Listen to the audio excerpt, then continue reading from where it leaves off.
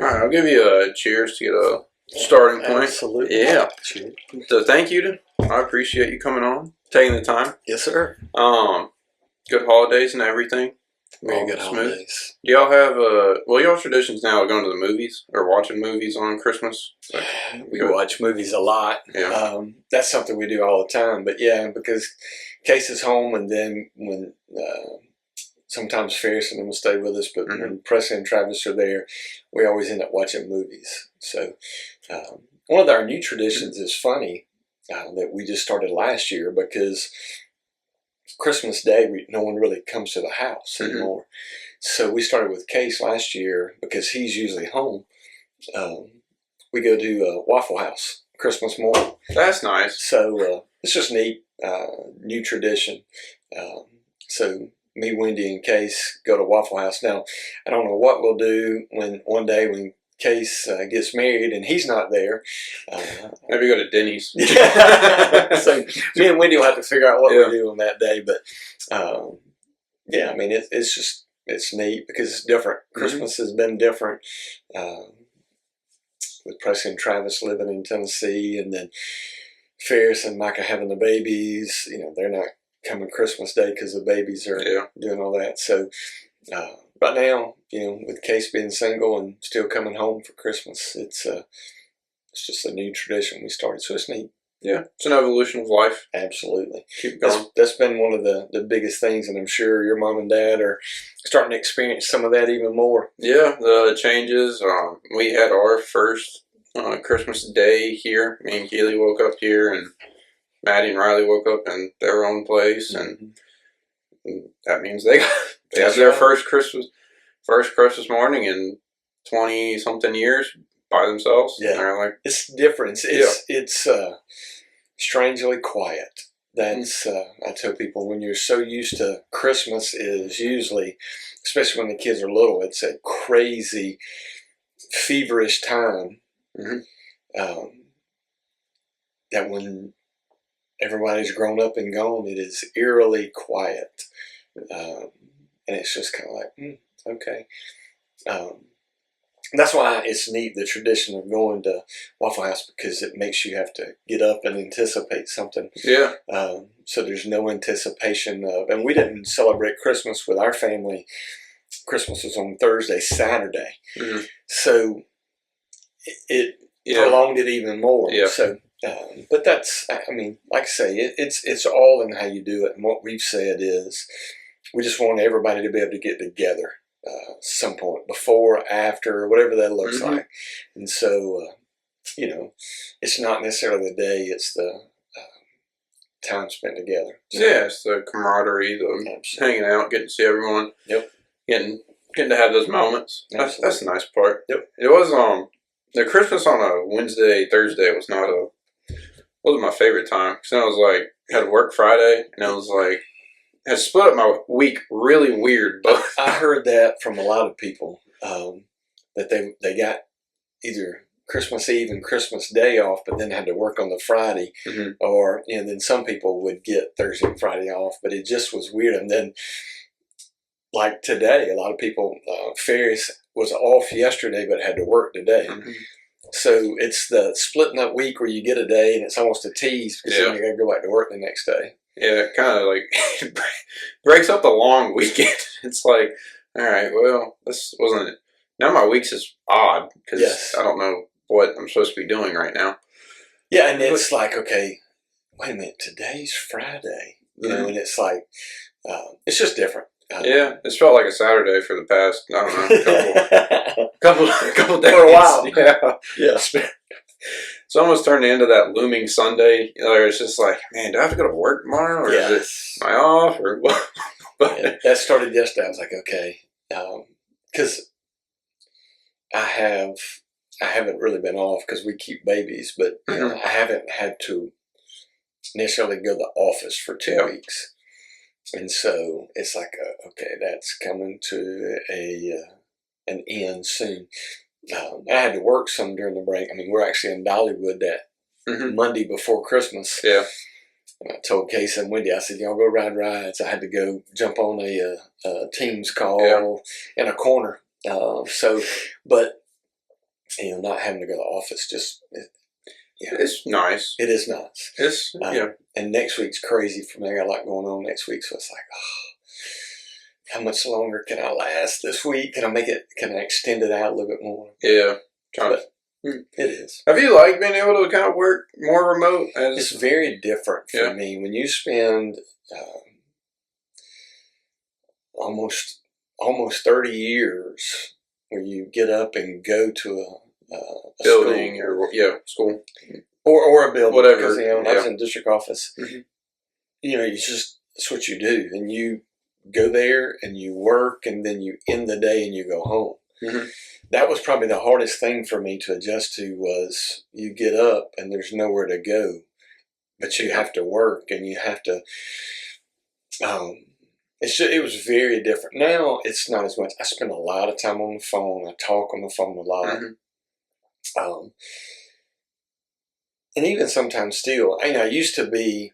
It's funny. The first year that I was doing it, I felt like I was robbing the company. I was stealing from them, because there would be days I'm like just sitting around. I'm like, okay, I should be doing something. Yeah. But as I learned, there were some weeks or days where I would put in 16 hours that day. I'm like, okay, definitely not stealing from the company, because the day that I had an hour, nothing going on, makes up for, the 16 that I had to work, and sometimes it'd be even more than, I'd have multiple of those days. There were some weeks where I'd work 60 hours that week. And so it's like, okay, it all evens out. And just, you learn, okay, I know I've got these meetings set up, so when I have those blocks, I'm going to make a few phone calls. Because when I first started in that job, I had nobody that reported directly to me. So that was a good thing, because I didn't supervise anybody, but it's very different too, because that's the first time in forever. Even as a teacher, I had students that I supervised. And so I'd never had a job where I didn't supervise people. So I had nobody under me, and then it just kind of has changed. And so now, obviously, I have 4 or 5 direct reports, and then they have people with them. So on those days where I don't necessarily have meetings scheduled, it's usually catching up. Okay, hey, what's going on? Hey, how can I support you? What can we do? So you just kind of learn. But this is year 4 for me working with this company, and some days it still would be easier for me to get up and go to an office. Because it is a routine, and me being a routine person, that just makes it easier. But I have learned, I had to set my office up a little bit better. I had to make it so that it was conducive to having a workplace. I had a desk, but it was just kind of there. And it wasn't set up like an office. Now I actually have one that's kind of similar to yours.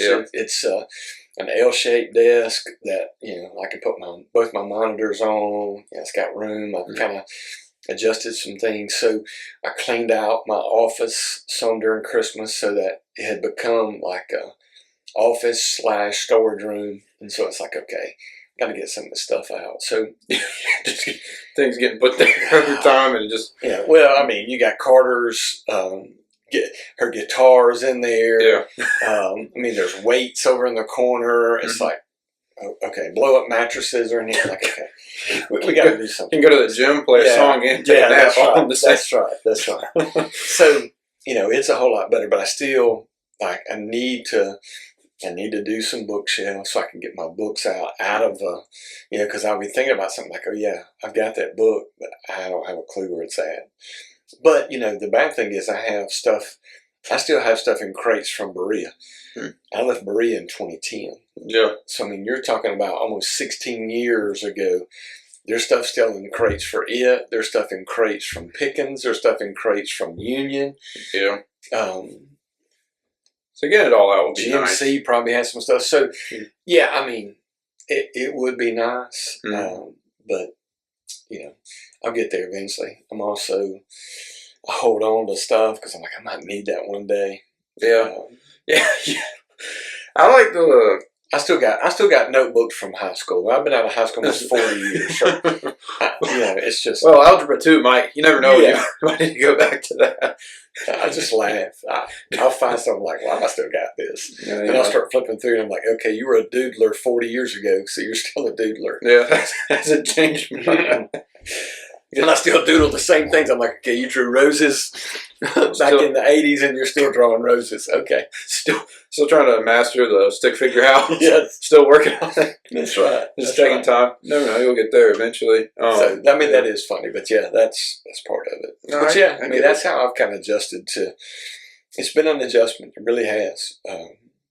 But I don't know how people do it all the time. But I mean, if that's what you know. But for me, like I say, almost 30 years were getting up and going to an office and having to make sure that it was, the weather, make sure, all those things. If you're working from home, there's nothing to worry about with the weather. So it's just it's a paradigm shift for sure. For sure. That's what I think. I think it's very different. Over the summer when I was working full time at my internship, it was hybrid, and I really liked that. Which is what I have. The Monday, Friday or the Monday through Thursday you go in, and then have 1 or 2 days where you just get to be home. And so it's kind of nice where you can. For me, I'll wake up. I'll be up early. I'm by myself. I can kind of do my tasks, so I don't really need anyone else to talk to most of the time. And then it's like you're done. And it's like, all right, that's nice to have that kind of ability. But it is, I still like I liked the 4 or 3 days where it was like, I go to the office, I went to the gym before, and it's like I get to the office, I'm in there, and I leave and I'm done. Yeah. And it is nice to have that. The structure is, I like it. I kind of agree. I don't know how you'd work from home 24/7. I think it'd be pretty. I think it's just where's your boundary? I say it blurs the lines. I agree. Where's your work life? And that kind of gets thrown around a lot, but it is true of, what stops once your work laptop's going with you everywhere throughout the house, and it's kind of like, well, now I work. I try to keep it to just I work in here. I do the same and thing. I don't take it anywhere else. I don't either. I don't work outside of the office. Even my office at home, I don't work outside it yet. So it stays. My laptop stays connected there. I have a stand. My monitors are there, so I don't deviate from that. And I've got an iPad for work. Sometimes I'll take it, I'll go downstairs, but it's not for work. It's if I need to look something up for me. But I'm like you. It gets too hard, and it's funny. Even Carter will walk by and she'll say, "That's Poppy's office," and I'm like, "Yeah." So, but I'm like you. It's got to. If not, it'll just bleed. It'll become. It just bleeds out everywhere, and just kind of. I have no desire for that. Yeah, and then it's like you're constantly thinking about work because now you're working everywhere, and it's like, oh, I could be talking on that email or doing that, whatever. And to me, it just helps my brain keep it compartmentalized. Of this is where I'm working. That's the line. And a good thing for me is I've always been able to. Like some people cannot. Like these 2 weeks that we have not been in session school wise.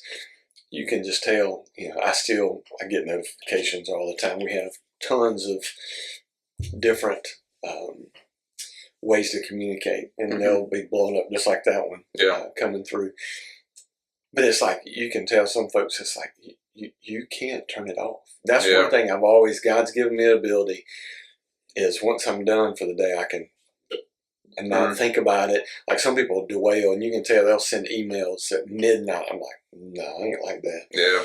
I've never been like, even the most stressed times, I might think about it some, but I'm not dwelling on it because I'm like, that requires enough mental load. I don't need to continue on. So that has been one blessing. So I don't really have to worry about that. So, but I don't want to create that by, like you said, working in several rooms. Kind of start having it seeping out. Yeah. It's always been like that? Have you just been able to kind of shut off? Always. I'm not a worrier. And I realize, if it's something that's got to be done, I'll do it. I'll just keep working on it. And there's been days like that. in several of my different jobs. I mean, it would be, for instance, as a principal, something happens at a ball game, you're going to deal with it until it's done. Yeah. So I mean, some nights I wouldn't finish till midnight. Mm-hmm. But then when it's done, I don't think about it anymore. If I need to worry about the next day when I get in the office, I'll worry about it again. 7 or 8 a.m. But everybody's not like that. And I work with folks who they can't turn their brain off for work. Mm-hmm. And it's just, I'm like, I can't imagine. Yeah. The educational field, especially educational leadership, is so stressful. I can't imagine not being able to switch that. Mm-hmm. Because there's things I could think about and dwell on 24/7. Mm-hmm. There's always a problem to fix. There's always something. And so I can't imagine stress sometimes. And the good thing is you got to have an outlet. I tell people that all the time. And the wintertime's rough because my outlet's fishing, and so you're not going to fish much. Of course, the weather here lately you could, but it's just that's a good thing to get your mind off of not thinking about anything. Mm-hmm. But I've always been like that. That's just a blessing. I've got friends that say I can't sleep at night because I'm worried about this. I'm like, when I go to bed, I close my eyes and I'm like, it'll be there tomorrow. And when I wake up, so I'll pick it up tomorrow and worry about it. It's almost like that there's an old tale of a worry tree. Mm-hmm. It talks about a dad when he comes home, he stops at the worry tree and he puts all of his worries and concerns on the tree, goes in, spends time with his family, is fully devoted to them, and then the next day when he goes back, he stops at the tree, picks it all back on, and goes again. And so I've been blessed. That's pretty much, for the most part. There's been times, things you carry some heavy things at times. Mm-hmm. Those things weigh, but for the most part, I can usually shut that off. That's pretty cool. Yeah, it is a blessing. The more I deal with people, the more I realize that everybody's not wired that way. Yeah. And some people just worry. I've just never been a worrier. Yeah. That's a very positive thing to not have to kind of carry with you, or having that ability at least to shut it off. Yeah. I kind of imagine you're dealing with that in the moment of you're dealing with that anxiety or stress, whatever, to keep kind of going and deal with it, do well at it. But having the kind of closing the door ability, say, all right, done, not have to think about kind of, is there any do you have no ifs or if I did that, or you just kind of, No, I think you always, I think that's life, and I think that's, but I think that's a reflection piece that you always think through. We've been talking about all day long. Georgia just stunk it up last night. And there's going to be a lot of what ifs with them as they think through, first and goal from the 3 or 4 with 1.5 minutes left in the ball game. You score a touchdown, you probably win, and having to kick a field goal. What if we had done those things? Mm-hmm. So, I think about a lot of that. Lane Kiffin's got a major what if now. Oh, gosh, yeah. Because Ole Miss very well could beat Miami and play in the national championship, probably against Indiana. Mm-hmm. So you just left you left a contender to go find a national championship. And you left. And Casey and I talked about this. He almost fits the Ole Miss persona. Mm-hmm. I don't know that he fits. Coach O is LSU through and through. He fitted Ole Miss pretty well on how he kind of, his mannerisms and his personality. It went very well with Ole Miss. Yes. And I think I don't know. It's it doesn't make a lot of sense to me on why you would. And I'm not a big Lane Kiffin fan, but I'm like, I think you might have screwed that one up. But I think he might have missed on that one. It's going to look real bad if they go on and win. I will say that 100%. Oh, absolutely. Well, even now, you know, and it's. I thought about it last night when they said this, and this goes back to your what if questions. The offensive coordinator, Charlie Wise Jr., said, "There's no way I'm missing coaching in a college football playoff system." I just laughed because I thought, you say that as the offensive coordinator, and you're going to LSU with Kiffin. But Kiffin was willing to give that up.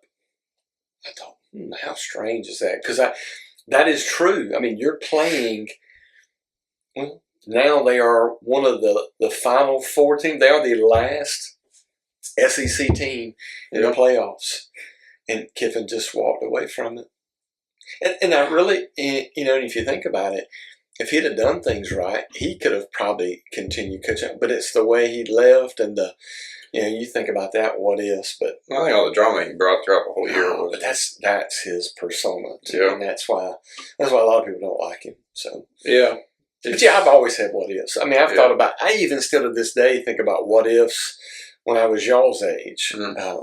You know, what if I had done this different or that different? I even thought about it. I don't know why I thought about it today, but I almost went to the West Point. Yeah. And if I'd have scored one question more on the SAT, I'd have gone to West Point. So, you know, I could have went to prep school for a year and gone. But you know, it's like, what if? How different would my life be now? I probably would not be here talking to you. Probably not. It still could have, but I mean, the chances are, because my mentality thinking I'd have probably made a career out of the military. So, you know, what? Just it's those what ifs. You know, what if I had? Because I never studied for the SAT. So if I'd have just put a little bit of time in it, I only needed one question more. Yeah. Because I had everything was done. Everything was ready. I just had to have the score on the SAT. One question more, I had the score. I'd have gone. Everything was already solidified. But I didn't. I'm like, I'm not taking the SAT again. I had several scholarship offers. So I was like, I'm not doing that. Yeah. It's an interesting thing to think about how many of the moments set into place to get to where you are. Oh, it's crazy. I think about it now, and it's 23, and it's all right. I'm only 23, and I think about the moments that took place to get me to sitting here today. Yeah, and it's like it's interesting if that flipped one way or the other, if that happened 1 millisecond different, or I laughed, and it's one of your what ifs. I thought about the other day. I was flipping through pictures. And it's a picture when you were at GMC, Case was at TR, and y'all played each other, and you're guarding him. It was I don't know how we end up with that picture, but I thought about what if you had stayed at GMC and not went to TR? Yeah. What would your life have looked like? How would that have been different? And so you're right. And I think as you get older, you just continue because you're like, what if? What if this would have happened differently? What if this and that? And we talk about, then what happened is when you start having kids, then you start thinking through with them. What if? We laugh. Ferris tells us all the time. Ferris, and everybody pretty much agrees with this. In their prime, Ferris was probably the best athlete in our family. And so the difference is she didn't put in the time at all because she was so athletic, whereas Case busted his rear end. And so eventually he passed her because of the hard work. Yeah. And she says to us all the time, why didn't y'all make me go to college? Because I asked her senior year and I said, do you want to play college basketball? And she was like, no, I'm done after this year. I was like, okay, well, I'm not going to put in all this time to get you recruited. Yeah. If you're not. And so, now that's one of her what ifs. And I laugh.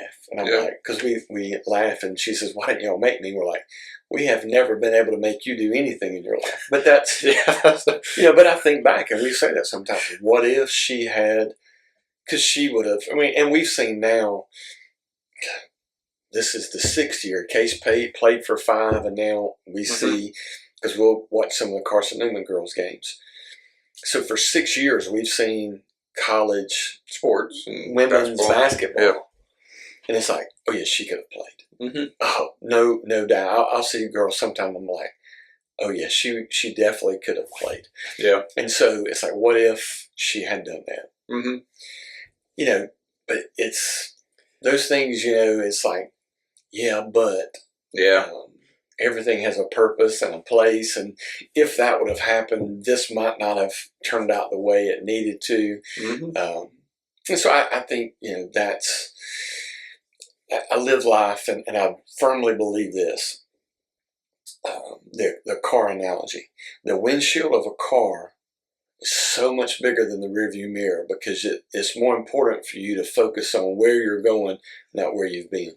Yeah. So I think that's kind of a life thing too, is you have to keep looking forward, because if you keep dwelling in the past, you're really, and there's a saying that says, if you live in the past, you're missing out on the future and today.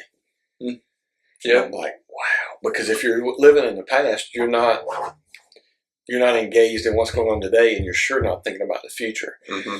So, you know, there's a lot of reasons why not to. Well, it's healthy, I think, sometimes to think through. You know, hey, well, you know, what if, you know, I'd have done this, mm-hmm. but then to move on. Yeah, because there's a reason why you didn't. Mm-hmm. You know, I could have probably played multiple sports in college, but at the time I thought, I'm too busy. I laugh now. I'm like, yeah, you are not busy at all.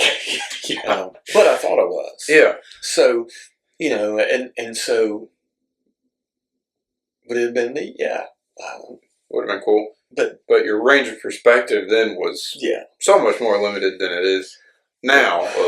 I mean, it just, it's crazy as you get older and you start thinking through things, and you're like, okay. That's why, you know, Wendy gets so concerned about all the things Case, you know, like I tell people, it's like, Case was a GA. They had a head coach, a head assistant, and the second assistant. Then Case is a GA, and they had a manager. Mm-hmm. I said, the second assistant took another job, so they promoted Case, left the GA spot open, and the manager quit. So Case is still the bottom, but now there's nobody else to help. Mm-hmm. So now he's doing the second assistant job, the GA job, and the manager job. And, you know, when he gets so tore about that, I'm like, that's the way it is. Yeah. You know, either you can get mad about it, or you can just say, okay, it's going to make me grow. Yeah. Now, does it suck? Absolutely. You're having to do you're washing clothes mm-hmm. and doing stuff, but, you know, it'll make you appreciate it one day when you're a head coach. So, you know, it's things like that.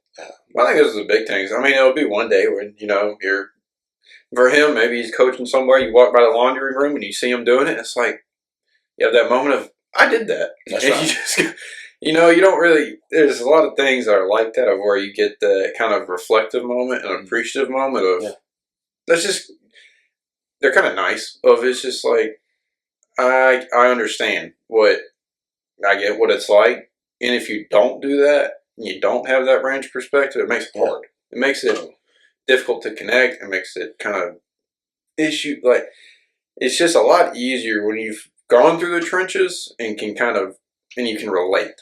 I think that makes a big difference. And also from yourself, of being appreciative then of kind of everyone after you, or whoever you're with, your peers, whatever it may be.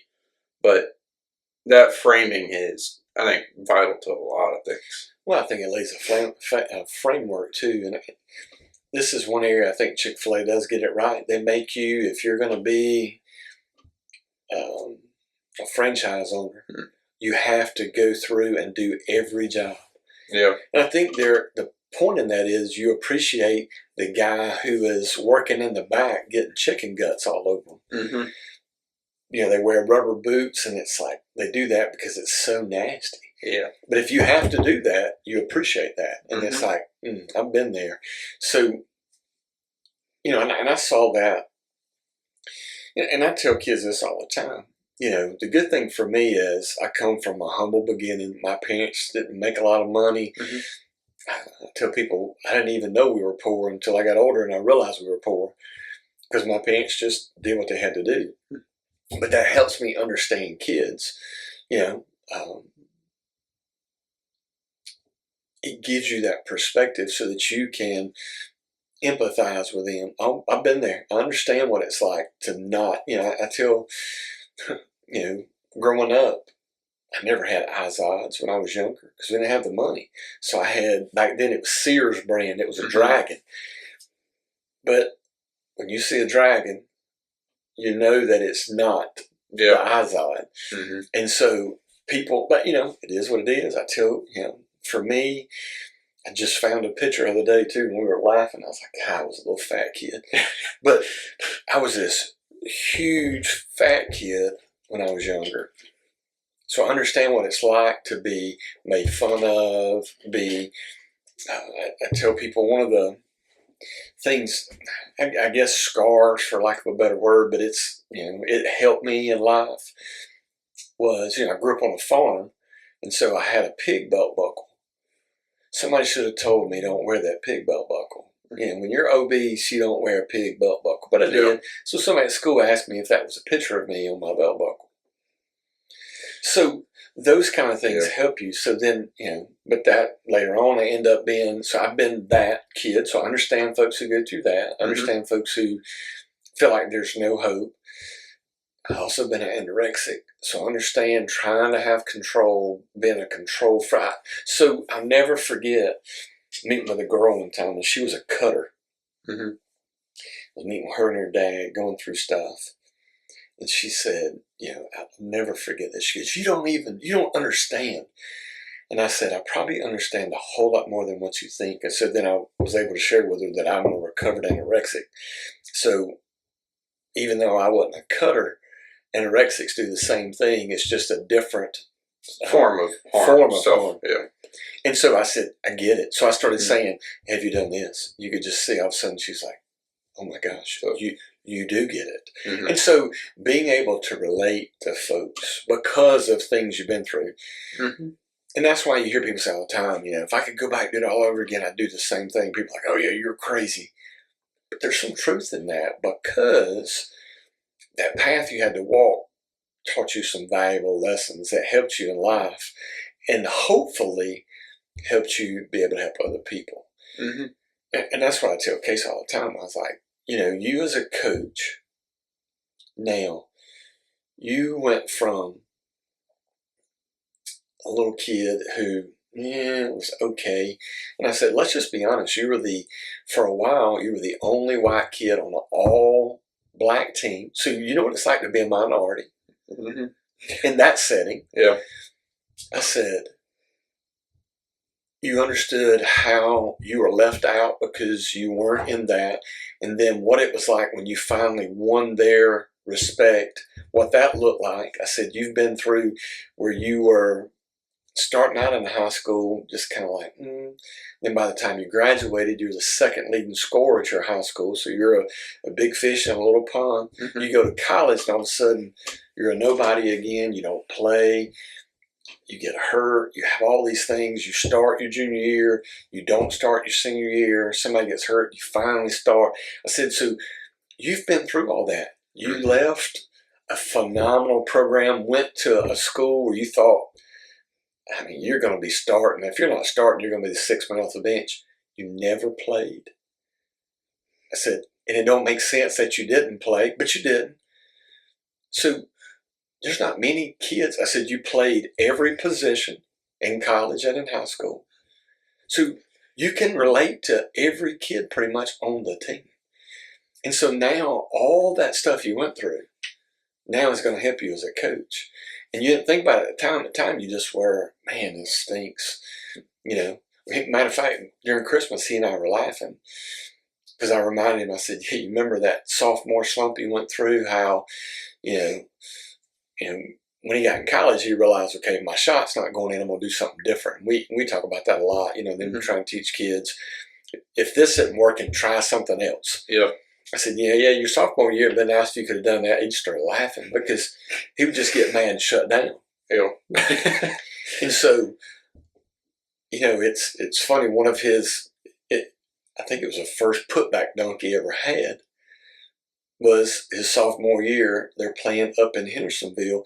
He has played horrible to the point where Mills took him out, and he's just sitting on the bench. So he finally got to go in, and I think Derek missed a layup, and he caught it. He almost broke the rim because it's all the frustration, and we just laugh. But it's learning those things and using that. Yeah, I tell that with my girls. I mean, Presley's an occupational therapist, and the things that she went through medically, 3 knee surgeries, somebody asking her if she was crippled. I mean, just those kind of things. And she works with kids and is able to help them. You know, those are things. And we talk about Ferris and just the road, the you know, to use a Stranger Things analogy, you know, they were just talking about the 2 roads in this last one. And he goes, I can tell you that first road you choose I've been down that one. That's not such a good one. Yeah. Well, that's what Ferris can talk to folks and say, hey, I've chosen that path. That path is a dead end. And so it's being able to take negative things from your life and then turn them into a positive so other people can hopefully grow and not experience the same thing. And some people are not going to listen. They got to experience themselves. But sometimes it's nice if you're able to just be able to mentor, pour into somebody, help them not experience some of the things that you did. You know, I do that all the time as a pastor. I tell people, don't do the same stuff I did. Look, I can tell you, I've screwed some stuff up so bad before. So take my advice and don't do this. But I think that's part of life and part of, you know, hopefully growth. You know, if we really are growing in life, that's what we should get to realize that. Well, I mean, absolutely. I mean, you wouldn't really be growing if it was just easy all the time. If it was just simple and straightforward, you'd stay flat. I mean, there'd be no bump. They'd go up. What's the old analogy? How you make a muscle grow? You have to tear it down. Yeah, I mean, that really is it. I think it's all the insensitive jokes, the parts where you're just demoralized, the stuff that just beat down. It's interesting how we all think about it, remember it. Remembering the belt. I can think about things from childhood that it's like, wow, that was really crappy that got said, but it's like all of those things, they just keep accumulating to where if you can take it and kind of build off of it, you just keep going. And I think it's the most interesting part is kind of the last piece you said of some people just have to learn for themselves. And I think all you can do as another person is give them advice. And I think they're going to take 10% of it. Not everyone's going to take you 100% at face value. No. They're going to take some of it and walk away. But at least, hopefully, that makes them avoid the major mistake. That's right. That's all. I don't think you can't avoid the mistake until you've done it. I think that's most part true. But you can at least avoid the detrimental fall off the cliff. I mean, at least listen to me there. Yeah. If you're going to make mistakes throughout the whole time, but just try to avoid the massive ones. And I think that's the greatest part that we can do. I think that's a lot of storytelling. I think that's the biggest part. No, it's hearing. No doubt. Absolutely. It is great. I think that's the best part of saying, these are my experiences.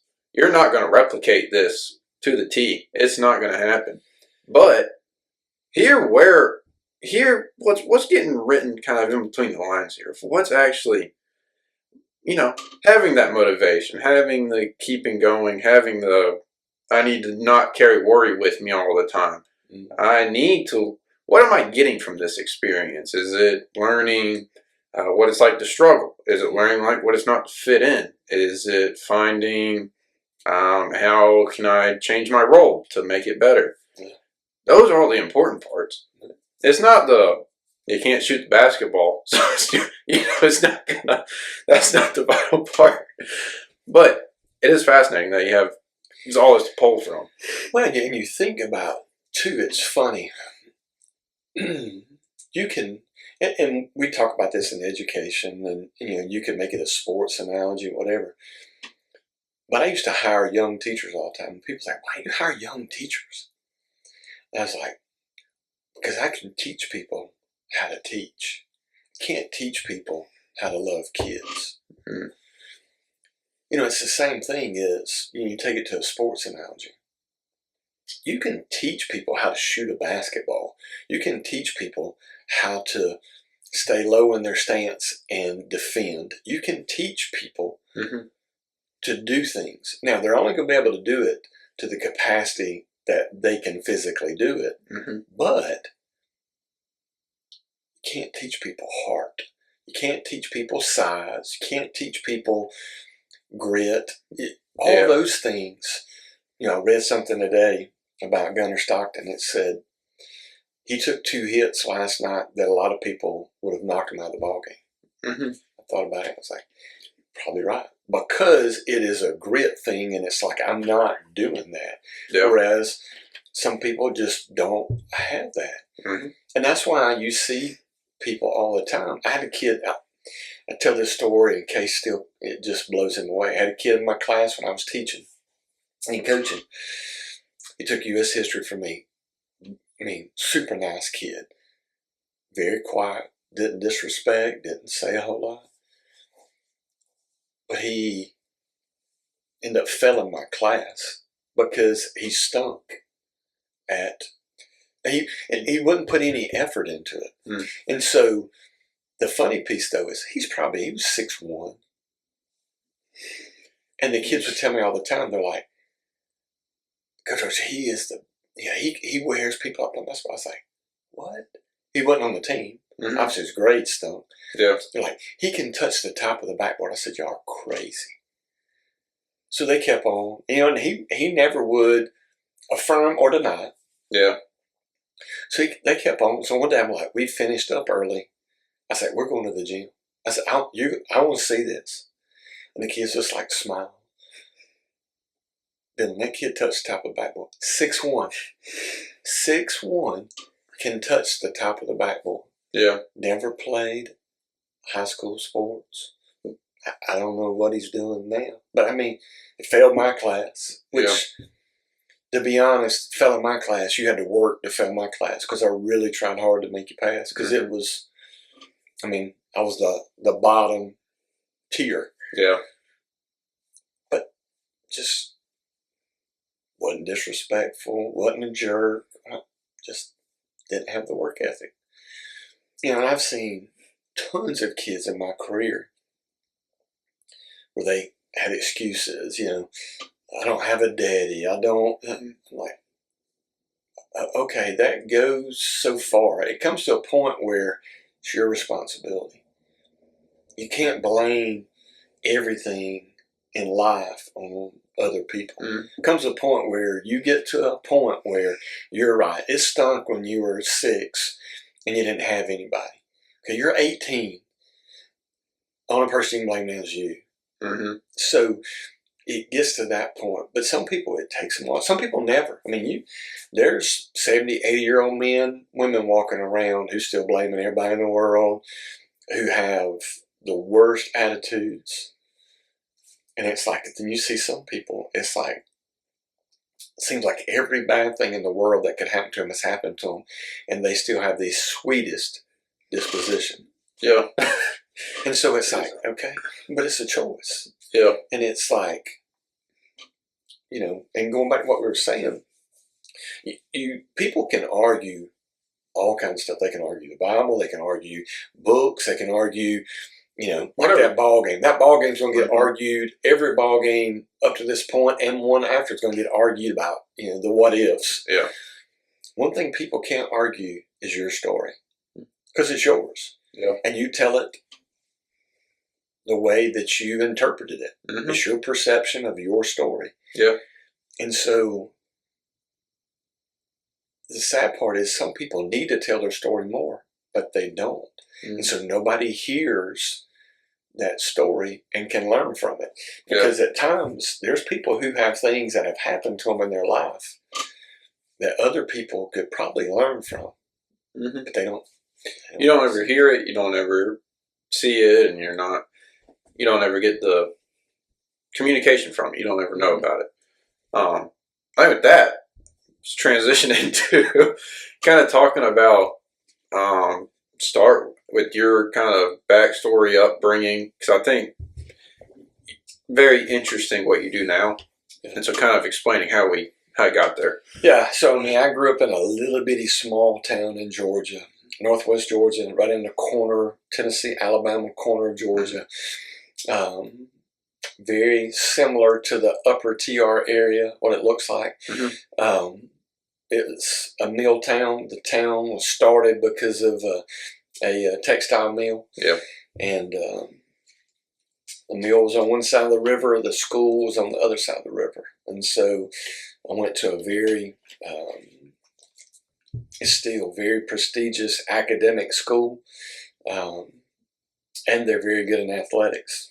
I mean, because everybody, I mean, it's a small, I had 71 people in my graduating class, but everybody in the school plays sports. So yeah. Well, it just 71 is. people, you gotta feel. Yeah. You gotta feel. Yeah. It's a small school. Yeah. Still is. I think now they might be up in the 90s for their graduating class, but you know, it's small. But you know, always been a big kid, played sports, baseball, football, wrestling, all the way through. And then just was lucky enough, I had, my academics were good enough, I was able to get a scholarship and get out of that mill town.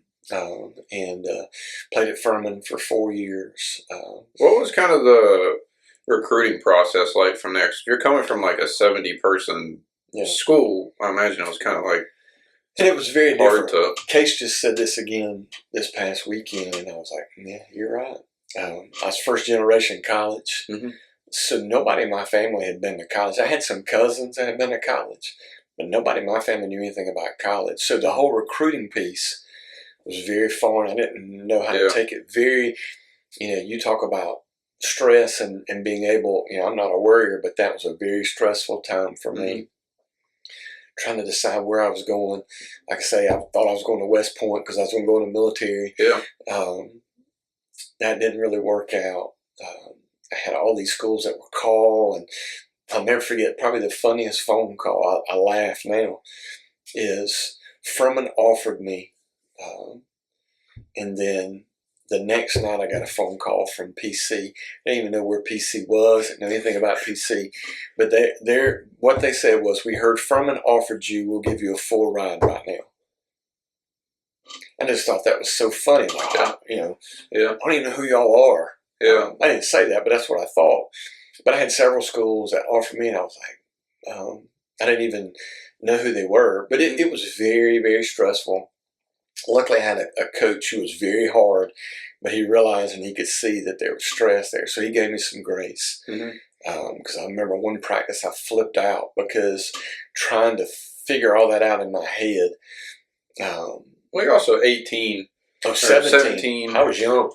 So you have the same. Oh, you're the same. I'm just like Case. Okay, so you were. I'm actually 3 weeks later than Case. So the end of August is my birthday. So yeah, I mean, I actually played college football for almost a month at 17, and so it's just a lot. And I couldn't ask my parents; they had no clue. And I still remember my dad. His advice was, "Well, all I can tell you is when I talk to folks and they say." If somebody's interviewing for a job and they've got resumes, that the Furman resume goes on top. Which was probably true at that time, but I'm like, that ain't helping me decide where I want to go to school. Not exactly solving the problem. No, and for me, I had no clue what I wanted to do. I didn't know what I wanted to do in my life.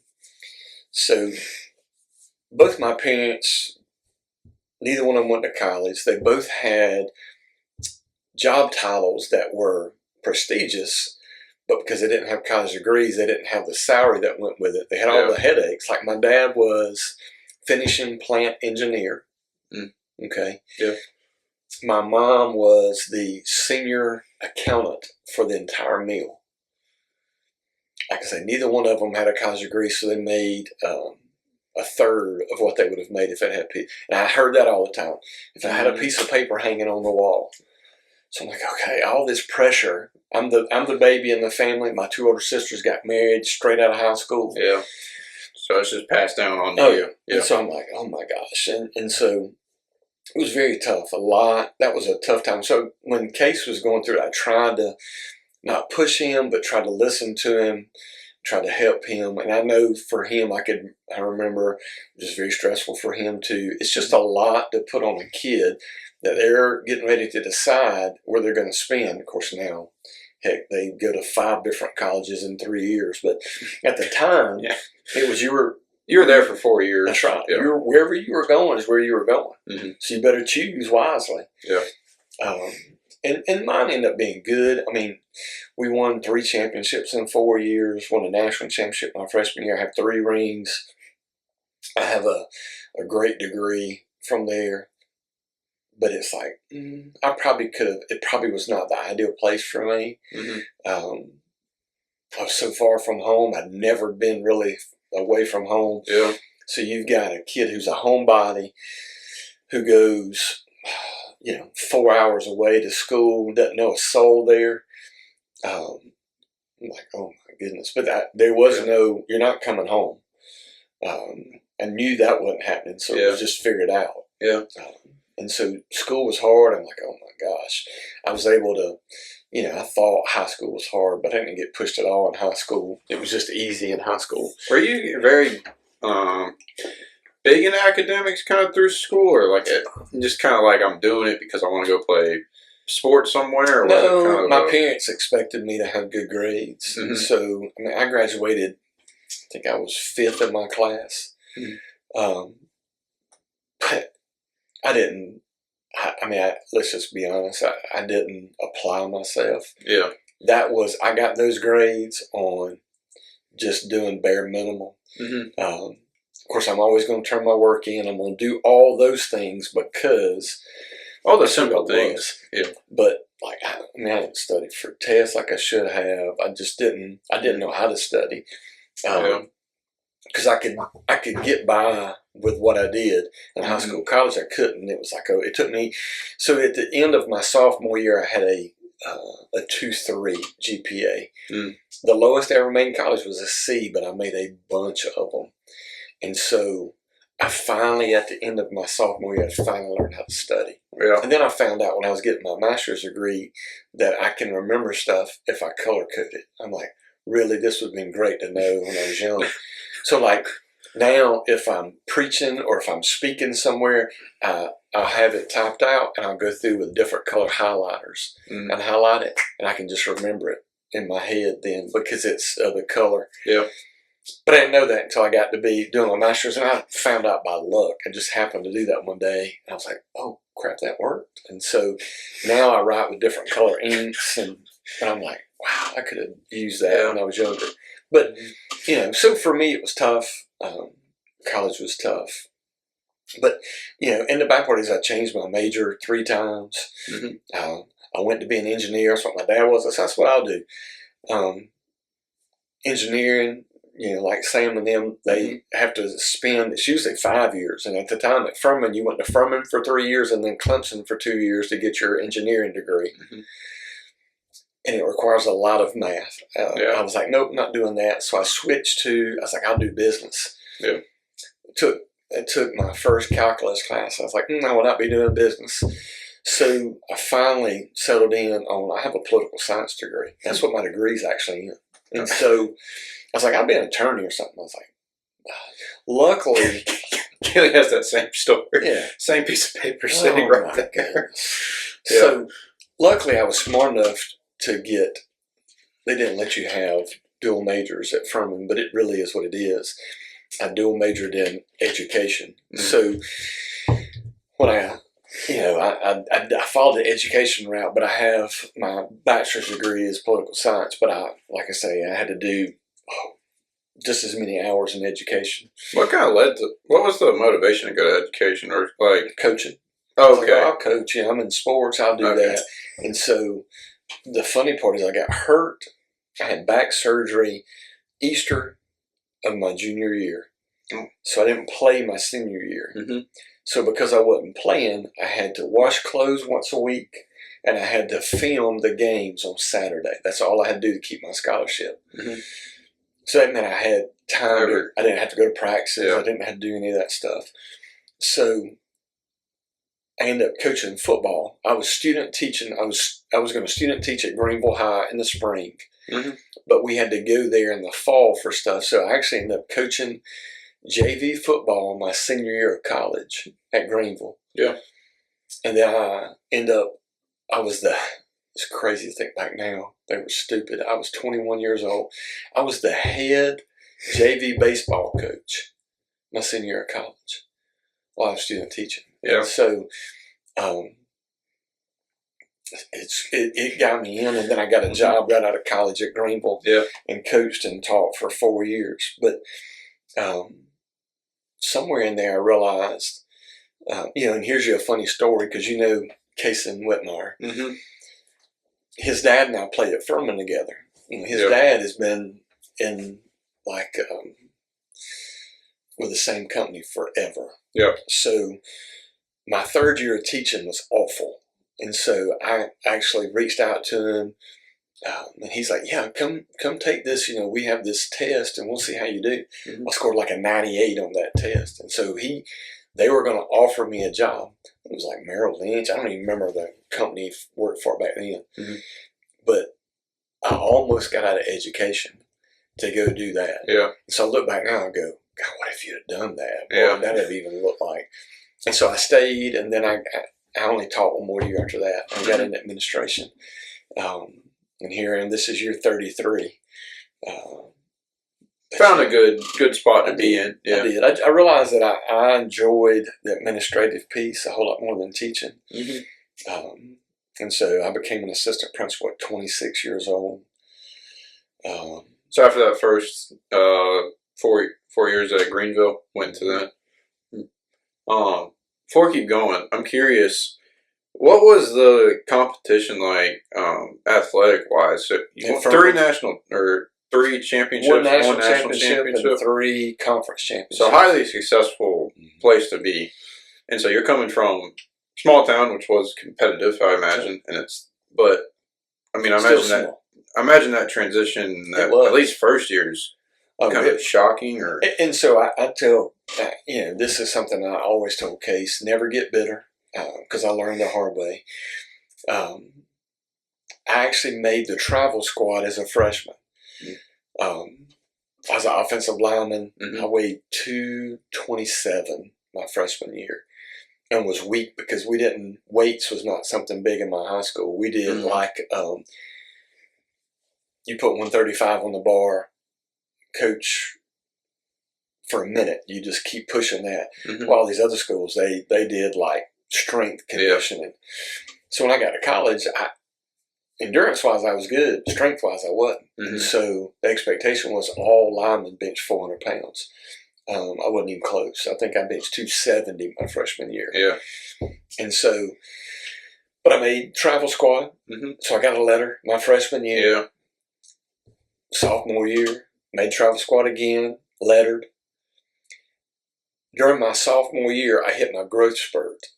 I was so young, I hadn't really got there yet. So I went up, 70, 80 pounds on bench in the spring. So I went from benching low 300s to over 400 pounds. Yeah.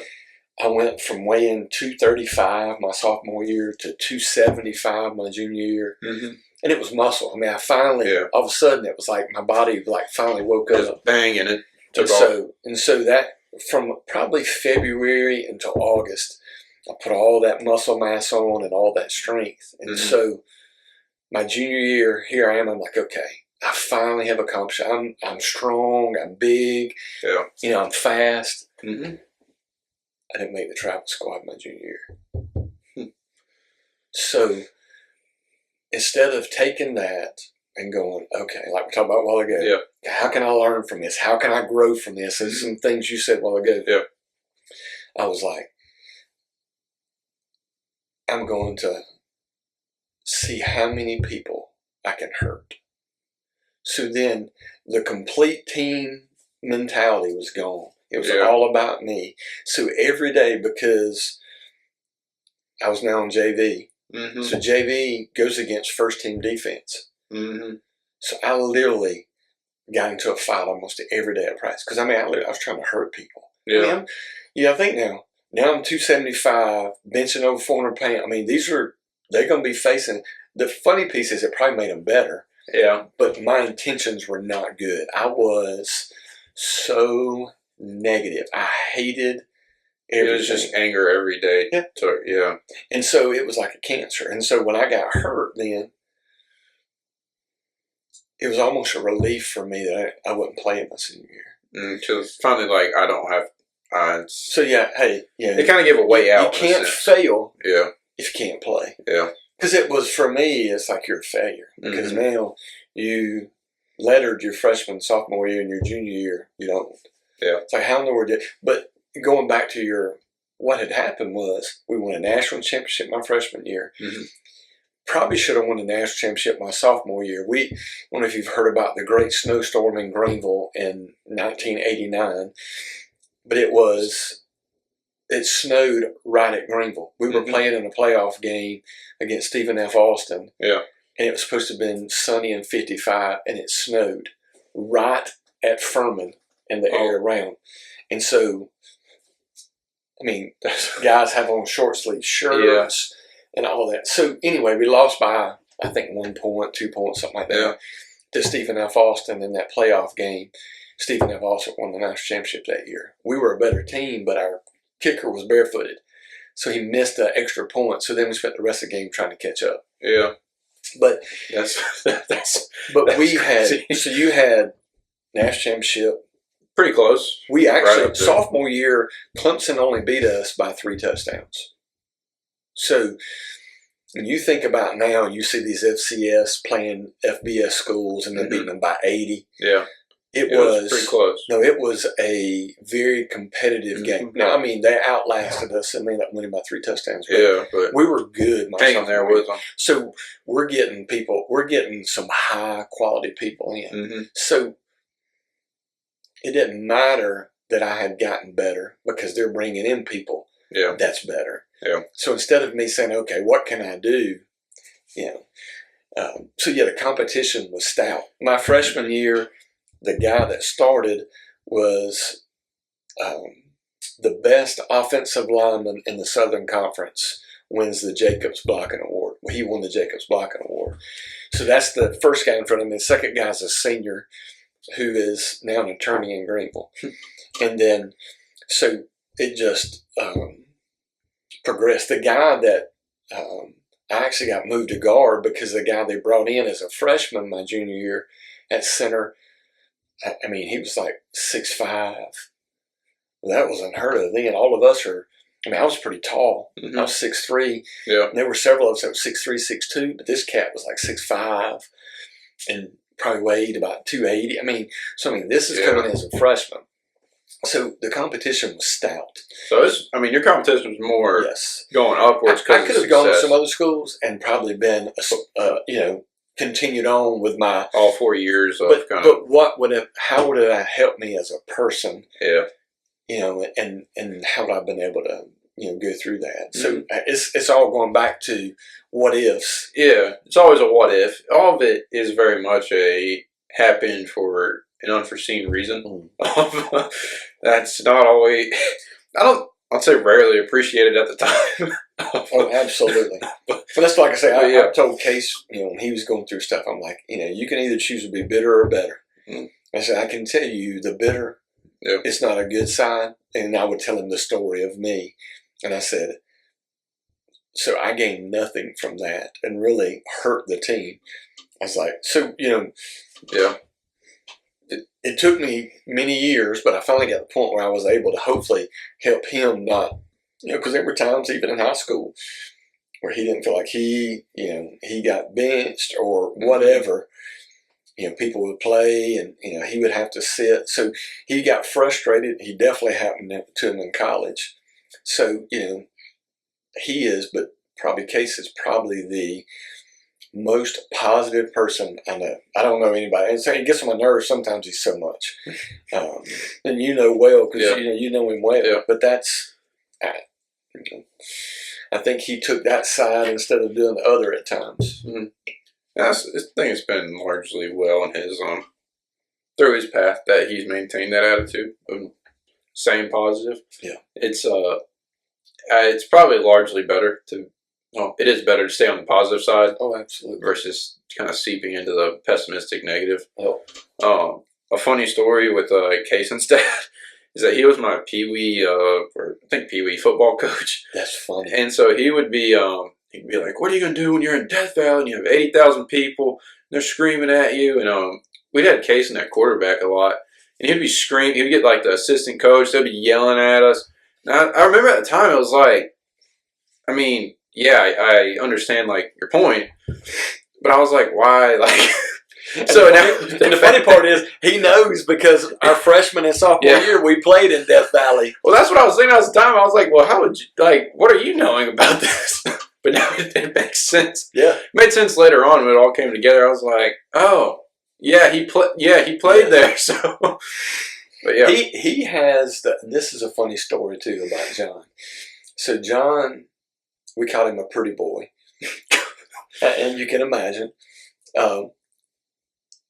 He was a receiver. So I think it was our freshman year. Clemson had, I can't remember the guy's name, but he was an All-American defensive back, stud. Anyway, intercepted the ball and is running down the sideline. And you can tell by the way he's running, he thinks he's got it made. Yeah. John ends up catching him and like lays him out and knocks him out of bounds. And so he makes the highlight for like 2 years, the highlight reel, because of the hit on that guy. And so it's like the pretty boy ends up laying somebody out. That's how Kaysen's, he's a nice guy, and I love him, but he is a fierce competitor. I mean, I can see you get that you take him out there, he wants to win. Something about that, but yeah, super cool family. So now going back 4 years, you come out of Greenville, you're going into the more administrative side. What does that exactly look like? So in the beginning, I was the grunt man. I was young, and I got hired to be young so I could handle all the stuff. All the lady that was the other assistant principal, she was close to retirement. The principal, who ended up being one of my mentors, was older. And so they literally hired a young man to do all the stuff. So I did, I was in charge of books and all that grunt work that you have to do as an assistant principal. And I dealt with, I think I had like the freshmen, and they might have gave me the juniors, but I had the freshmen are always the hardest because they don't know either they don't know what they're doing or they act like idiots. Seniors are usually the easiest because by that time, either they've dropped out of school or, if they're still there, they're pretty much focused. And so she had the seniors. I might even have freshmen, sophomore, but I had all the ones who didn't want to be there. They had to be there. So that's what I did for several years. One of the greatest things I'm glad is I ended up also I became the special ed administrator, which means I had to sit through all the IEP meetings, which has helped me tremendously later in my career because I had sat through so much. I learned a lot.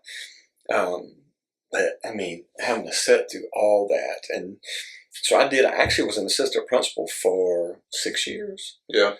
So at Greenville, so you have like a tough mix of... Greenville at the time was the haves and the have-nots. Yes. You had the kids from West Greenville and the kids from Augusta Road. It's still largely pretty much that. It is. They've got a little bit more middle class now, but it is still... Very much. I mean, back then, it was very much. We had kids on our football team that, we had some kids whose half of their houses were condemned. And then you had kids whose dad was soon to be the ambassador to Canada. So, you could not have further on the spectrum of a class. Not only now you're dealing with people that are coming from respective middle schools or like probably middle schools, not too many homeschooling, I would imagine going. But you have so different areas that are now all joining together for the first time, who are going through, I mean, puberty. You're going through social changes of what group do I fit in, and probably one of the roughest mix of. I mean, it's almost like oil and water putting it together. And so that's a very.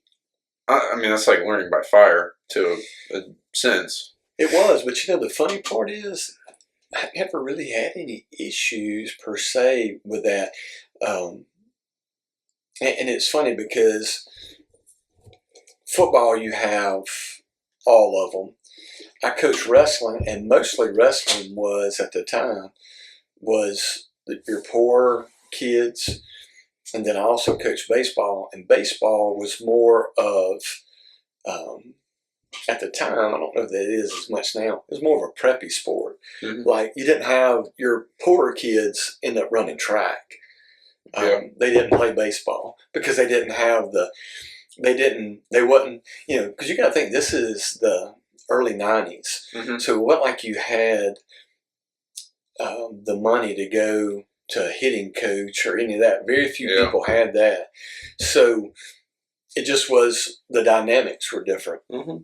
Yeah, I mean, that makes sense to me. And I taught the bottom of the barrel. I taught practical kids. Yeah. So I had the ones who,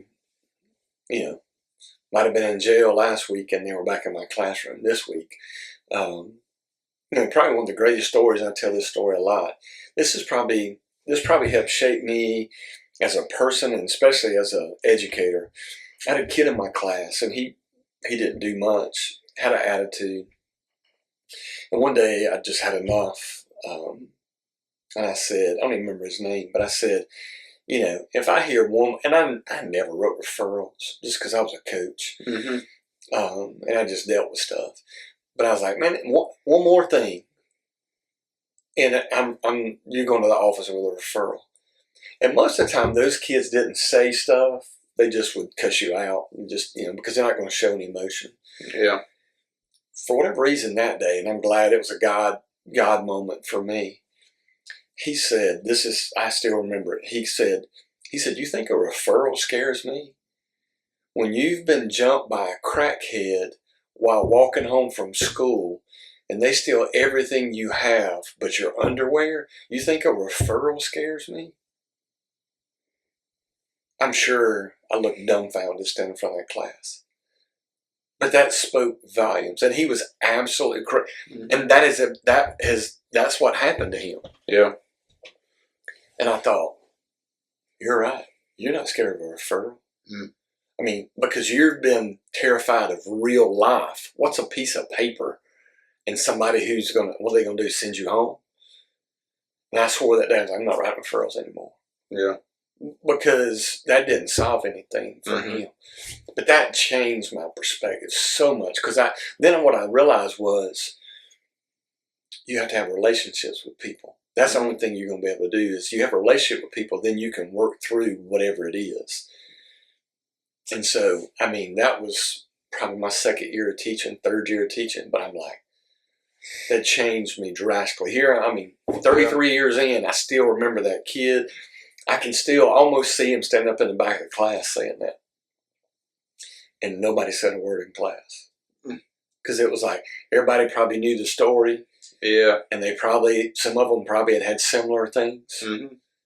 And I was like, wow. Because we don't think about, well, none of us had to walk home from school. You got picked up. Mm-hmm. So one, you're not doing that. And two, you're not walking through an area where crackheads are going to be. Mm-hmm. Well, that's where they lived.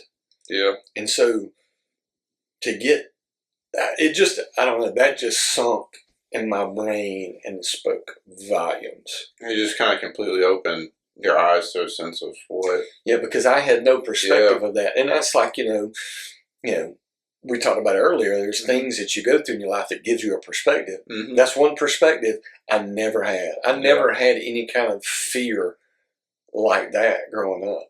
Mm-hmm. So I didn't know what that, but he God allowed him to say that day. And I don't know why he said it, because that was very vulnerable for him to make that statement. Yeah. But he did that day. For whatever reason, he said that, and I was like, wow. Yeah, that's one of the moving things. It's just, yeah, I mean, it's like, I mean, it really is just something that it just never crosses your mind. No. Until it's put up blatantly in front of you, it's just, it doesn't register. No, and you think about that as a kid, probably, I don't know, 12 years old. Yeah. Where you get jumped and everything that you own is taken from you. Mm. And not only that, but then you have to walk the rest of the way home in only your underwear. Yeah. I was like, wow. Yeah. That's tough to go back and it's almost like go to recess or something. Yeah. So I'm like, class dismissed. Yeah, I don't have anything up here to say now.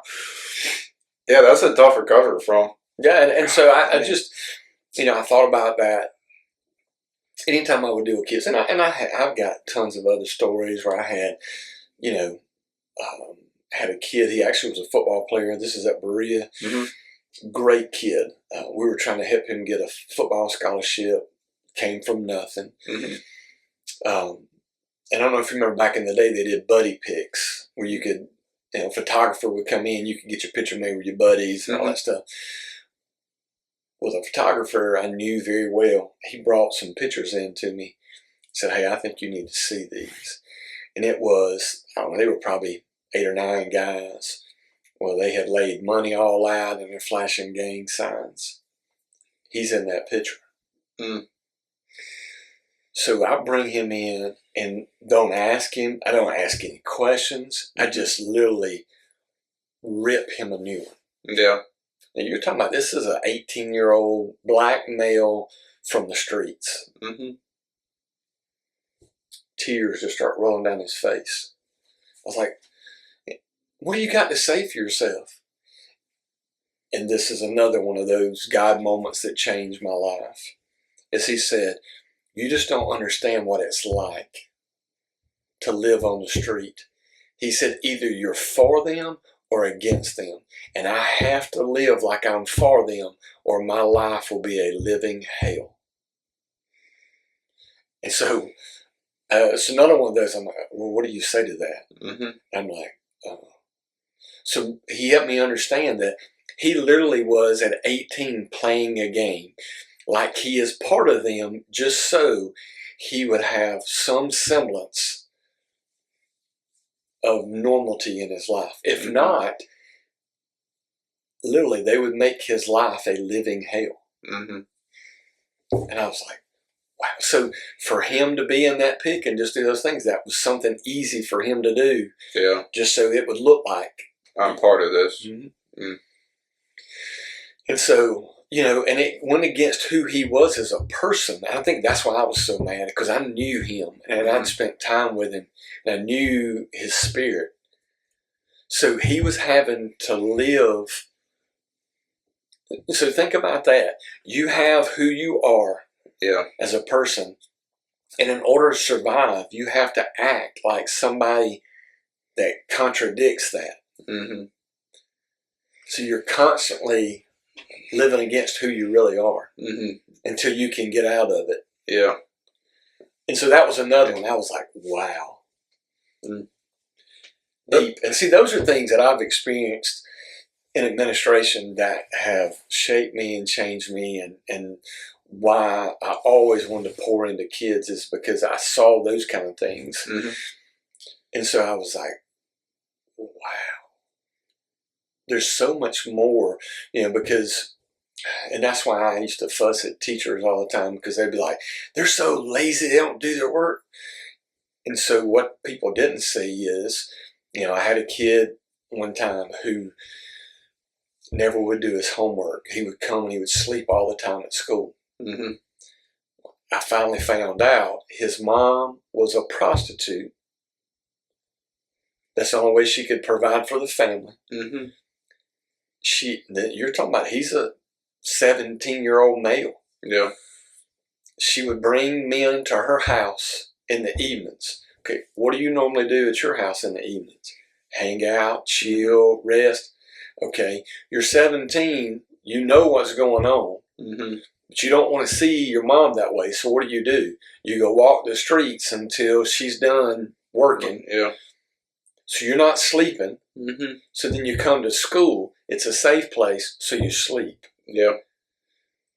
But see, from the surface, you're lazy, you don't care. And so it's people have a story a lot of times that they don't tell.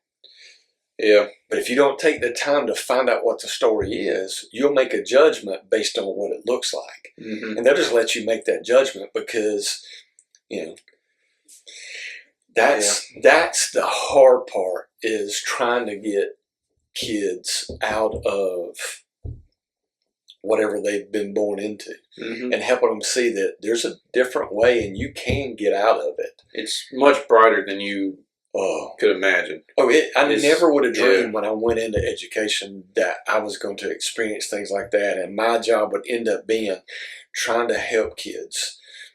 I had a kid one time at Berea walk across the stage.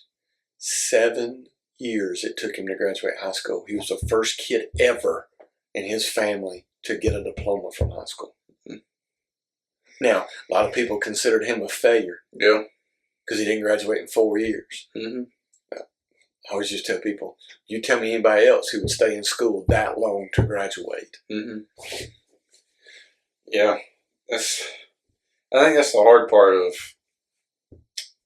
kind of the not praised hero part of being a teacher in education. And I think that's why there's so many examples of teachers who fall into the category of they're lazy, they don't care, there's not a deeper connection there. And I can only imagine from the outside, but it's hard. I mean, it's hard to truly connect with the kid. I mean, and it's also hard from a personal standpoint of, I mean, if you're not truly invested, I mean, you went through 4 years of school and you now just need a job. You need something to pay bills. And that's the sad part. There's a lot out there right now. It's a hard, how do you get someone that their true motivation is to go help kids succeed versus maybe this is what I wanted to do. I got here. I don't really want to do it. But if I stay here for 20 years, I get my pension or whatever it is, and I go home. But I mean, there's no solve. I mean, I'm not going to solve it here, but it's just like those are the things that you don't really, unless you hear them directly about like what's going on in a classroom, because those stories aren't from, you know, it's not only from the 90s or it's every single year. Well, not. I'll give you one. You went to GMC, and I won't tell you the teacher's name because you would know him. But I had a teacher at GMC who they literally, it didn't make a difference. If you didn't turn your homework in on time, you got a 0. No questions asked. It didn't matter. I used to say that people could meet with Jesus, and if they came the next day without the homework, she would give them 0 because she didn't care they were meeting with Jesus. And it stayed that way no matter what I said until one day she didn't turn something in on time. So that made it very easy.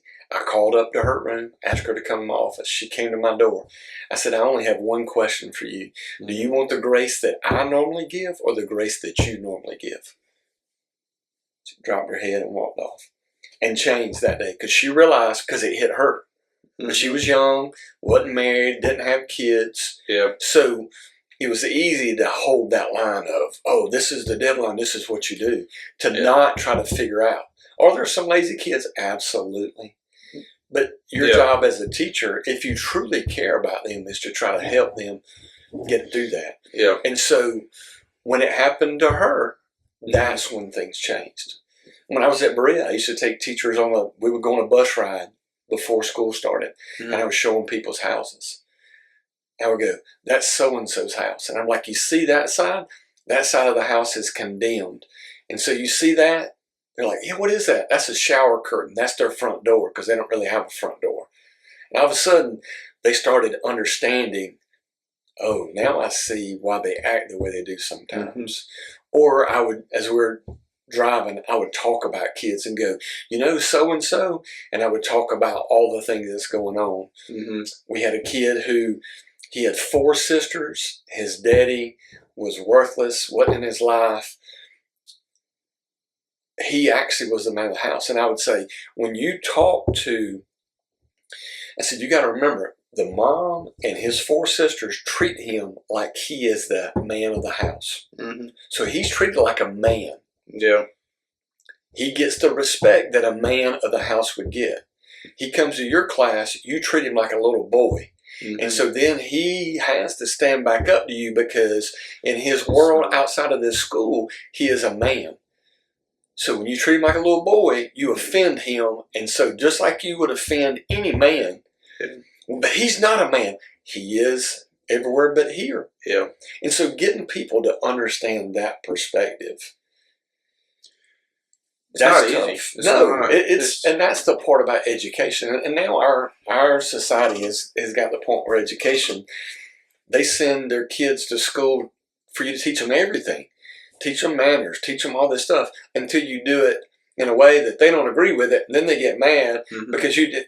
So it's that dichotomy now that's starting to happen. And that's why a lot of people don't want to go into education, is because they're so disrespected by people. And I see it all the time. I'm like, oh my goodness. You have people who, and I deal with complaints all the time because when they don't get what they want from the school, then they end up calling us. And so I have to listen to all of it. Yeah. But a lot of times, though, it boils down to is you have to have good communication skills and build relationships. And I tell people, I tell Casey this all the time. I tell them those players, I tell my girls this. For every investment, it takes 7 investments to equal 1 withdrawal.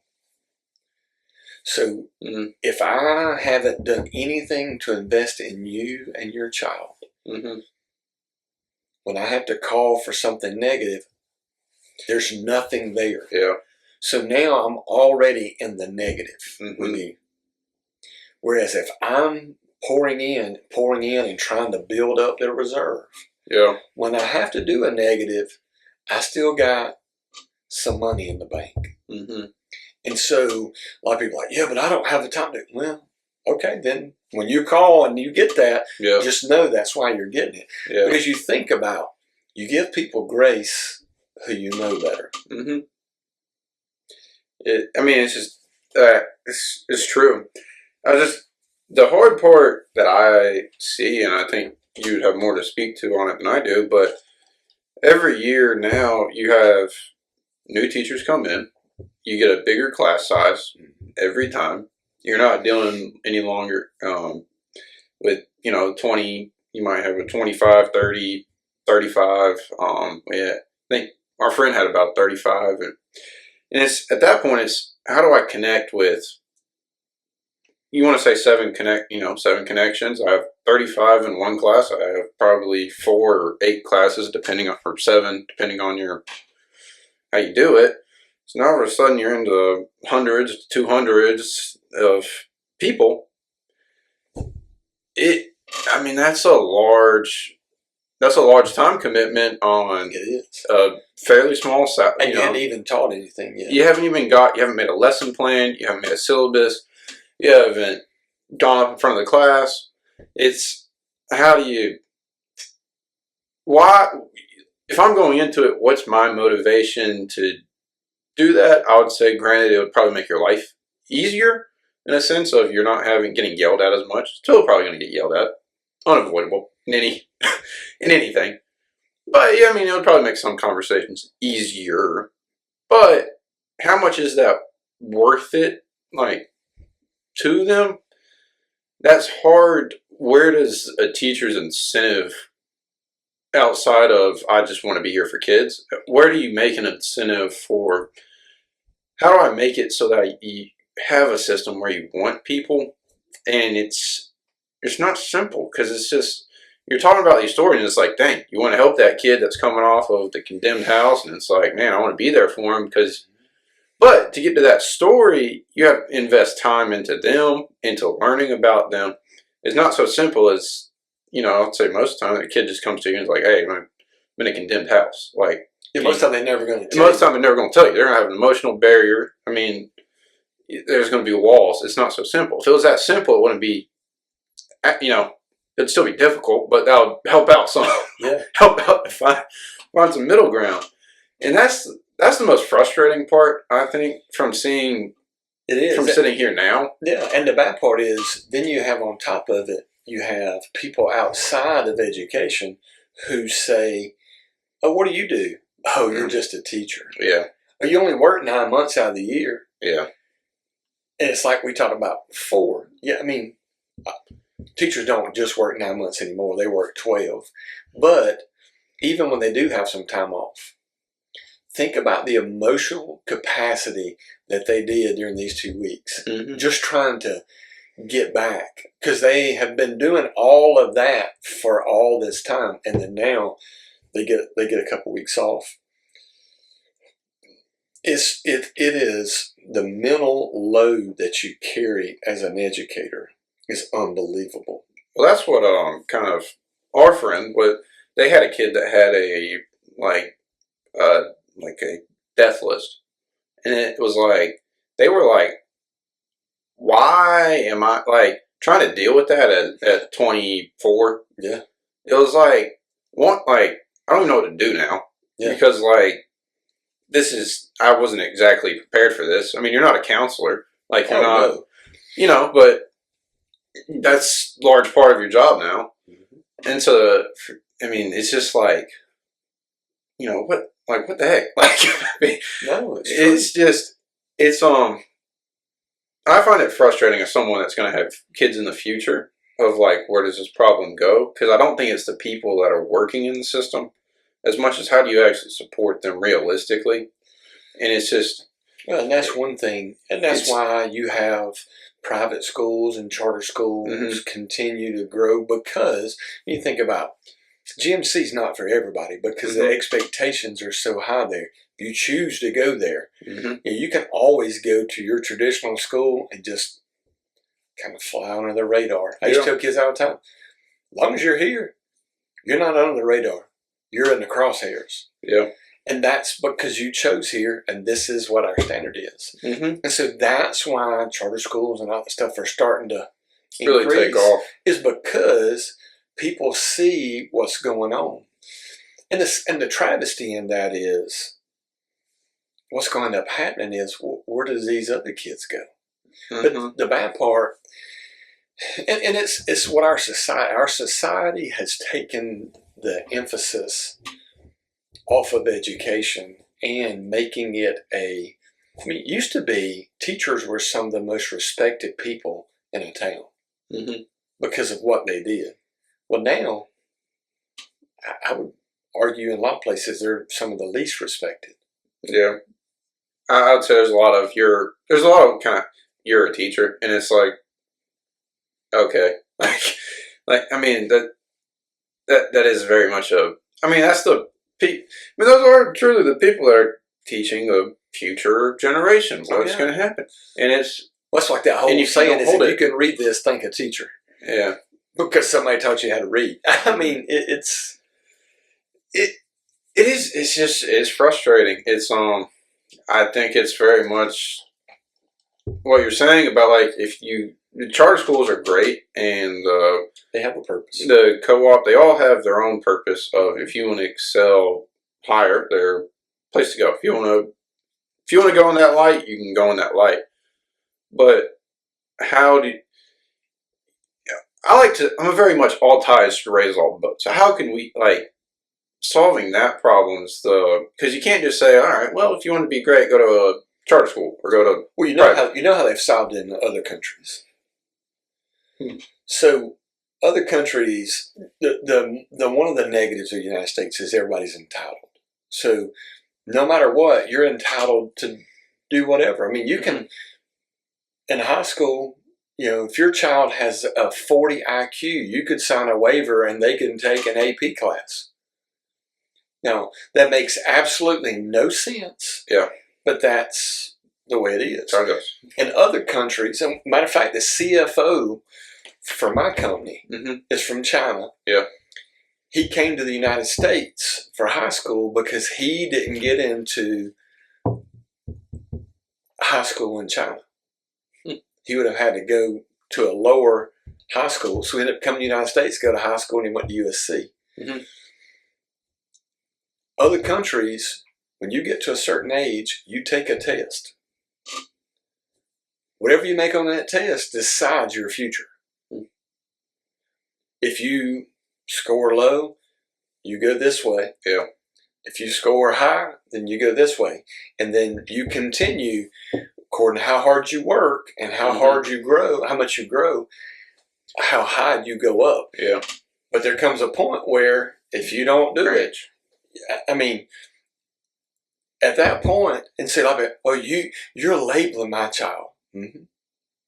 That's what, and I can tell you, China's one of the biggest ones. Is because if you don't score high enough, you don't have the capability to go to this next level of schooling. So you're going into a trade. We're going to teach you a trade, and that's what you're going to do. Period. There is no and if or buts about it. That's what you're going to do. If you don't like it, you can go to another country. But as long as you stay in China, this is what you're going to do.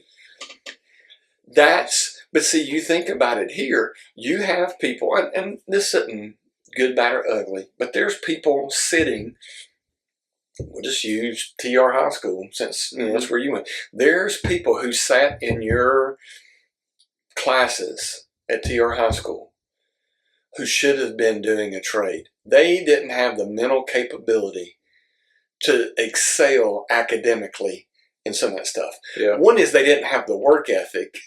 I always think it's probably a lack of interest. Is normally just my. I like to err on the side of it's not so much mental capability, but there's a lack of interest to applying a work ethic. So I think you can get mental capability if you work at it long enough, but if you have no interest, so you're not going to work at it. Here's the thing. And you think back when, like my parents, your grandparents were in the United States. People went to work in the mills at 15 years old. And they worked 40, 50 years in a mill. Had a family, produced, all that stuff. All of a sudden, we got these great ideas that everybody needed to go to college, that you couldn't do this and that. Yeah. So now, there's some internships, but there are no more. There used to be, a kid wasn't good in school. So they would leave school and go to work with a plumber. And they would work for that plumber until they learned everything about plumbing. Yeah. Either they would continue working with him or they would go start their own plumbing company. Or they would go to work for another plumber. But it's that whole thing of learning a trade. If school's not your thing, then let's find you something. But see, we're so smart here in the United States is that you have to stay in school. There are no other options. We have no other educational options for you until you get out of school. Yeah. When you get out of school, you can go to a trade school. Well, what about the kid who at 14 has no desire for school because he's bored or whatever? Yeah. But he is phenomenal. He can build a moped that'll go 50 miles an hour. Yeah. But he can't pass a single class in school. So we're going to make that kid get a high school diploma. Yeah. And so, for what? And that's what I used to argue with kids when they would get to a certain age in high school. I'm like, look, go get your GED. They're like, I got to get a high school diploma. I'm like, why? Yeah. They're like, well, I've just got... And so once you help people understand that the only thing that piece of paper did for them was to get them a job. It's like, that GED is the same piece of paper. You can get a job with it. I mean, it's the equivalent. And so just helping people understand that. But that's what our society don't have options for people who don't fit into the traditional mold. Yeah, it's very much I mean, even charter schools. What are charter schools? They're the same thing as traditional schools. They just have a focus. Yeah. What are private schools? Let's just be honest. It's the same thing. It's just you're paying so that these folks can't come here. I mean, just call it what it is. Yeah.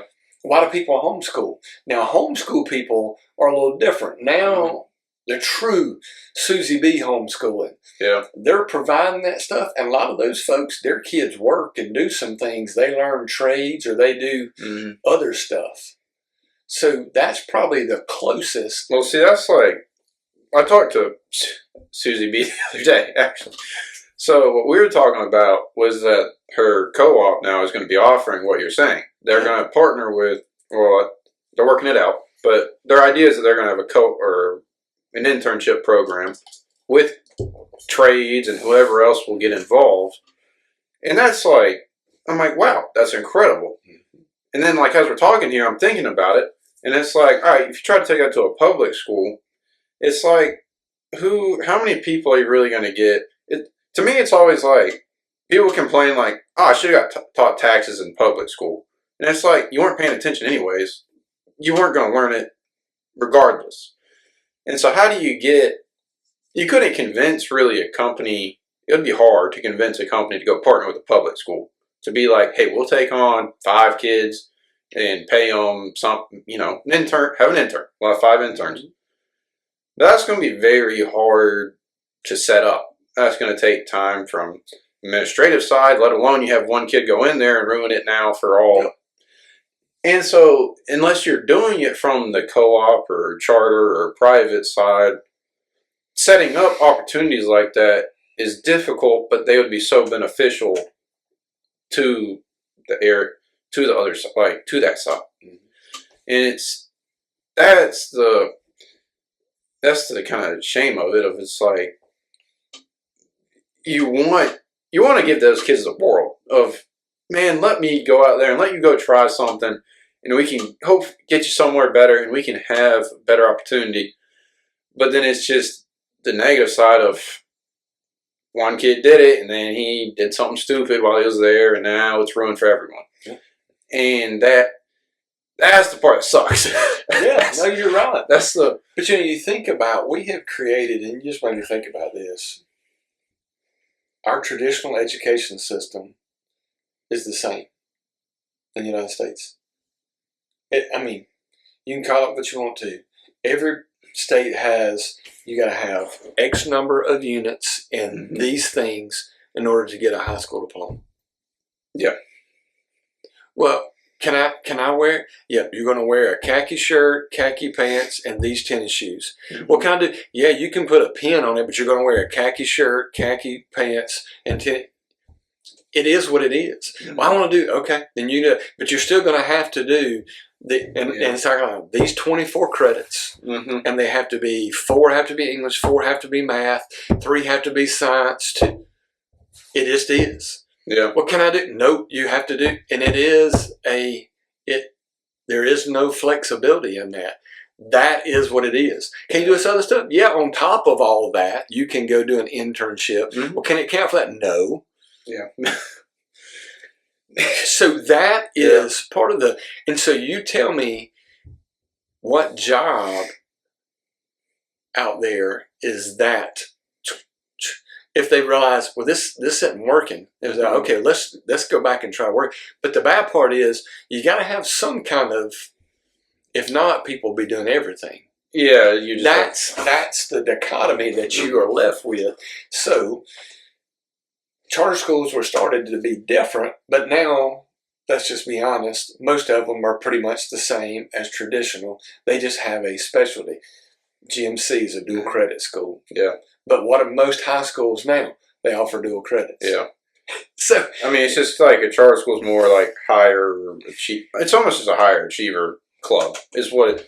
Essentially it is. You're going in there, and I'd say 98% of those kids are going to want to go to college. That's just they got put there because their parents want them to go to college, or they want to go to. Yeah. And I saw a program one time. It was actually in Georgia. Let's say it was Wire Industries or something. Basically, it's a company that had figured out that, and it's all approved and everything. They'd figure out, okay, what does the kid have to get a diploma? These are kids who have, like, the ones who are at risk. Mm-hmm. So they would work for this company. And like say their shift started at 7. So from 7 a.m. to 12 p.m., mm-hmm. they worked and got paid whatever, $15, $16 an hour. Mm-hmm. Then from 12:30 until 4, in that there was in the building, mm-hmm. it was classrooms, and they would do their English, math, whatever, mm-hmm. as it related many times to their job. Yep. But they were covering the standards. Mm-hmm. Or they would come into school in the mornings and then work in the afternoons. Whatever, yeah. Now those kids are making money mm-hmm. and getting a diploma. Mm-hmm. So there's some relevance. I can see that, yeah. oh, hey.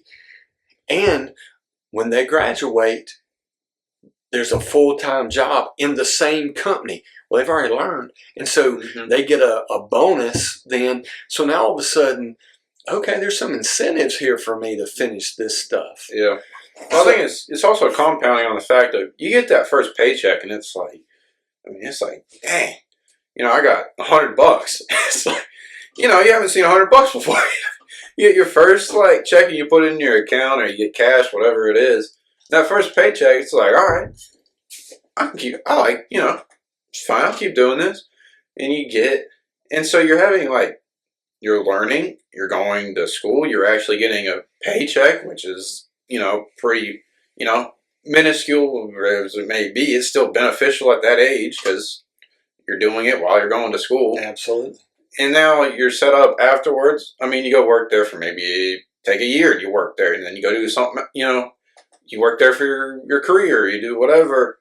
But I think the work school really has to be those are just, when you tell, every kid to sit in a desk for 8 hours a day and just scribble notes.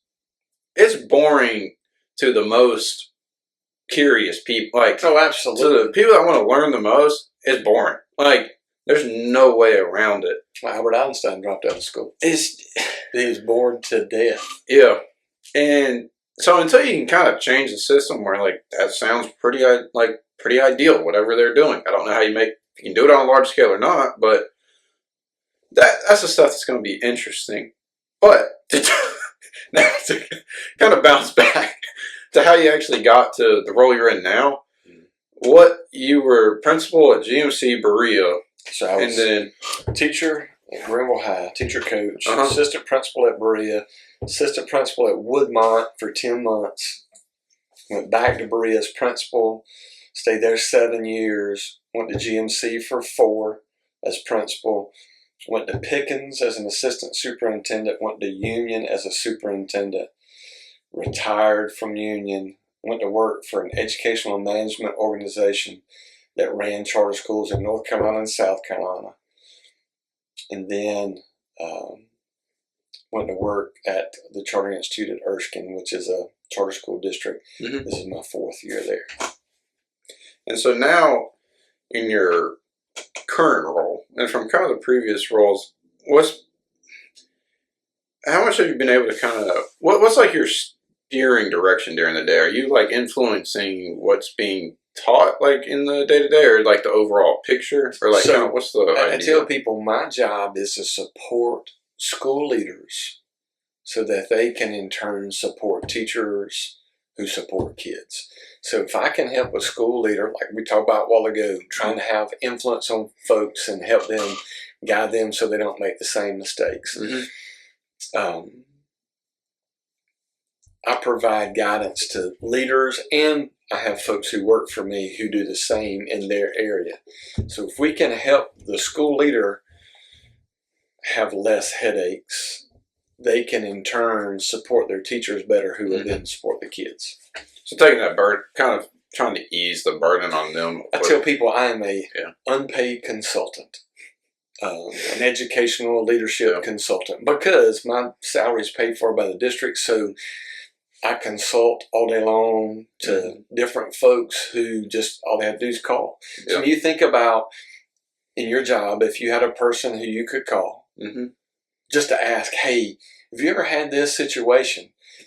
Or, somebody who has, or what would I do? That's what I'm that person. And so it don't cost you anything. Yeah. You can call as much or as little as you want. You can listen and go, yep, I think you're crazy. Hang up. But that's what I do. I do that all the time. And then I support, like I have, the person who works for me is over special ed.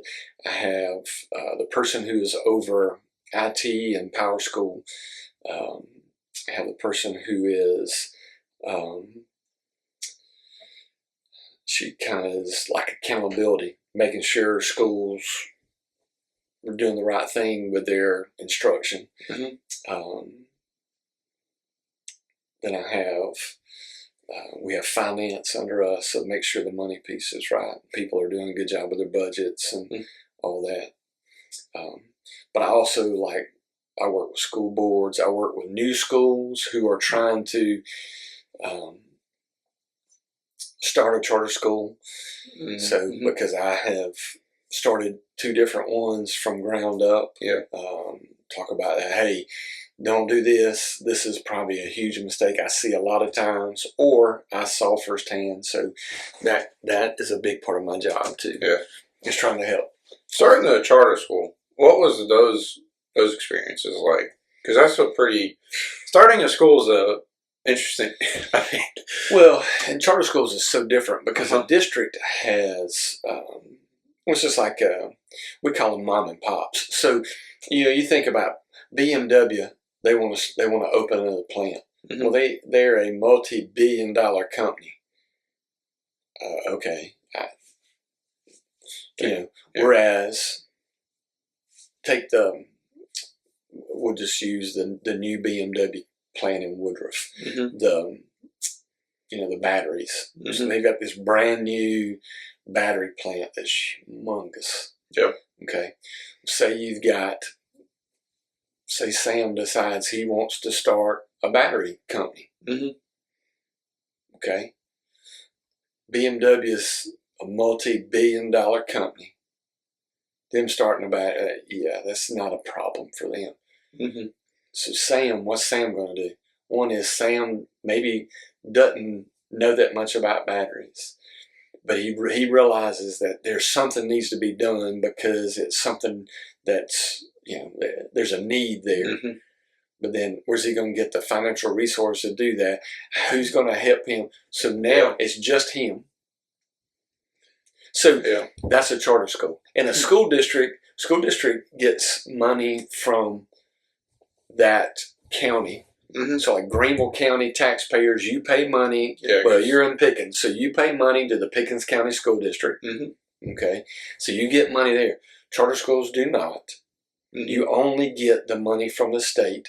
So the bad part is you don't have kids yet. Only charter schools get money by way of every kid right now is roughly, we tell people, count about $11,000 per kid.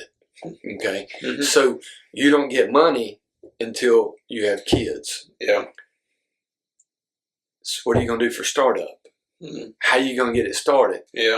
BMW can float it because they've got the money already. You got assets. District gets money beforehand because they're getting money from the county.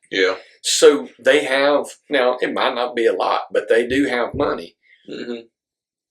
So and what you have a lot of times is folks who are very passionate about what they want to do as a charter school. But they might not know anything about education at all. They just, they just know that there's a need in their community or whatever.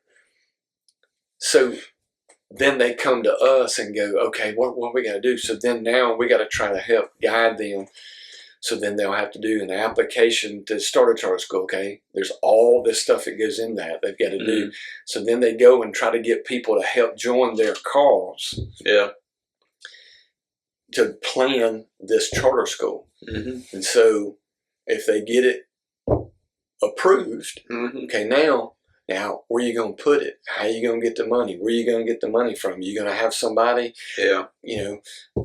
So that whole piece goes from that. So that's where educational management companies come into play a lot of times, is because a lot of times they have the money.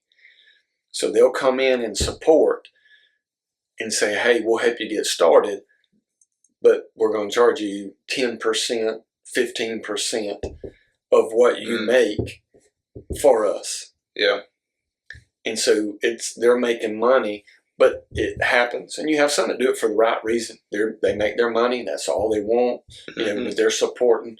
You have some that, like everything, they're, how can I drain you dry? I mean, it's that whole dichotomy.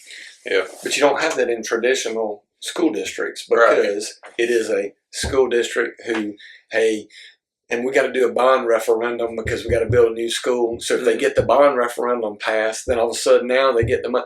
So it's that they are a government agency. Yeah. So charter schools are not. They are somebody who has a, just an idea and wants to go out there. Yep. It's kind of an interesting, it's an interesting thought. I thought they had a little bit more pull funding wise than that, but they literally, the only money that a charter school gets is from the kids. Yeah. So there's no, now they can apply if there's any money. The federal government does give the state of South Carolina some like discretionary funds to kind of no, it is specific. It is planning and implementation grant. Okay. But you have to apply. You might not get it. Yeah. So if you get it, I think it's like $300,000. Okay. Well, building a whole school and it's not going to be $300,000. Yeah, so basically, what you're doing is you're able to cover some of your costs, but you're not going to get into a building. Yeah. Yeah. Because a building, if you build a building, you're talking about, most of the buildings that we see get built are around $15 million. Okay. If you refurbish something, you might be able to get out for $2 or $3 million. Yeah. Okay. Portable city like we had at GMC. Yeah. You know, that kind of stuff. But those are short term. So you see all the headaches that you go through. How many things go into education that aren't really thought about? It's a pretty fascinating world in itself. Yes. Of all this stuff from the back end side of going from portables to you're sitting there and you're kind of like, why are we in portables? To find that when they had a really nice building built, but it took time, and it was like, that's finally. Yes. But what was going on the back end side was probably trying to get the funding, get it in place, and you're going through architectural reviews, and you're going through bid processes, and it's a thing of, I can tell you, like Brazier was able to move in earlier because they were able to do. They signed an agreement with a college that they would build a shared usage building. So basically, Brazier built half and the college built half. Yeah. Money-wise. So they were able to build a building like in their third year. Yeah. GMC, I tried to get that same thing. They would not do that with me. So, perfect example. What happens with couples when they really want a house? Okay, what do you have enough for a down payment? You're going to need $20,000. We got $2,000. So you need to go over here and talk to my buddies who you can rent this apartment until you can save up enough money so you can do. So basically, you keep doing what you're doing, and we had enough cash flow that we could build out every year because those portables. What's funny is everybody thought, "Oh, I'm redneck portables." The portable didn't cost that much. I would get those portables for $2,000 or $3,000. It cost me $60,000 to move it there. Jeez. So then you gotta bring it up to code because we had that one kid who had to have a ramp. Had to have a ramp built on every one of them. Okay, that ramp had to fit the specifications. Yeah. So each of those portables end up with over $100 and something thousand in each one of them, just in getting it set up. Yeah. Because of the regulations, you had to pour footers that were, I think they were like 10 foot deep, and it had to be, it was about as big as this table, cement footer that went in and had wires going in to wire the portable down. strap it down. Yeah. We used to joke and say they would rip everything off that portable except for the foundation, and it wasn't going anywhere. Yeah. But all that stuff had to be done and had to be approved before they would give an occupancy. Yeah. So then you do all that. So we end up with 32. Yeah. So once we get it completely built, then all of a sudden now, okay, we finally have got it all paid for. So now we're just paying our bills, but we're putting back. So then finally we're able to go out and get a loan, because we got enough money saved up now. We can make the down payment, and we can get a loan and make the payment every month to be in a building. Yeah. So see, those are things like, we want a building. Like, yeah, that sounds great. I do too. But yeah, that would be amazing. But there's quite a few steps right to get there. So that stuff that and Greer was the last one, so they got the tail end of it.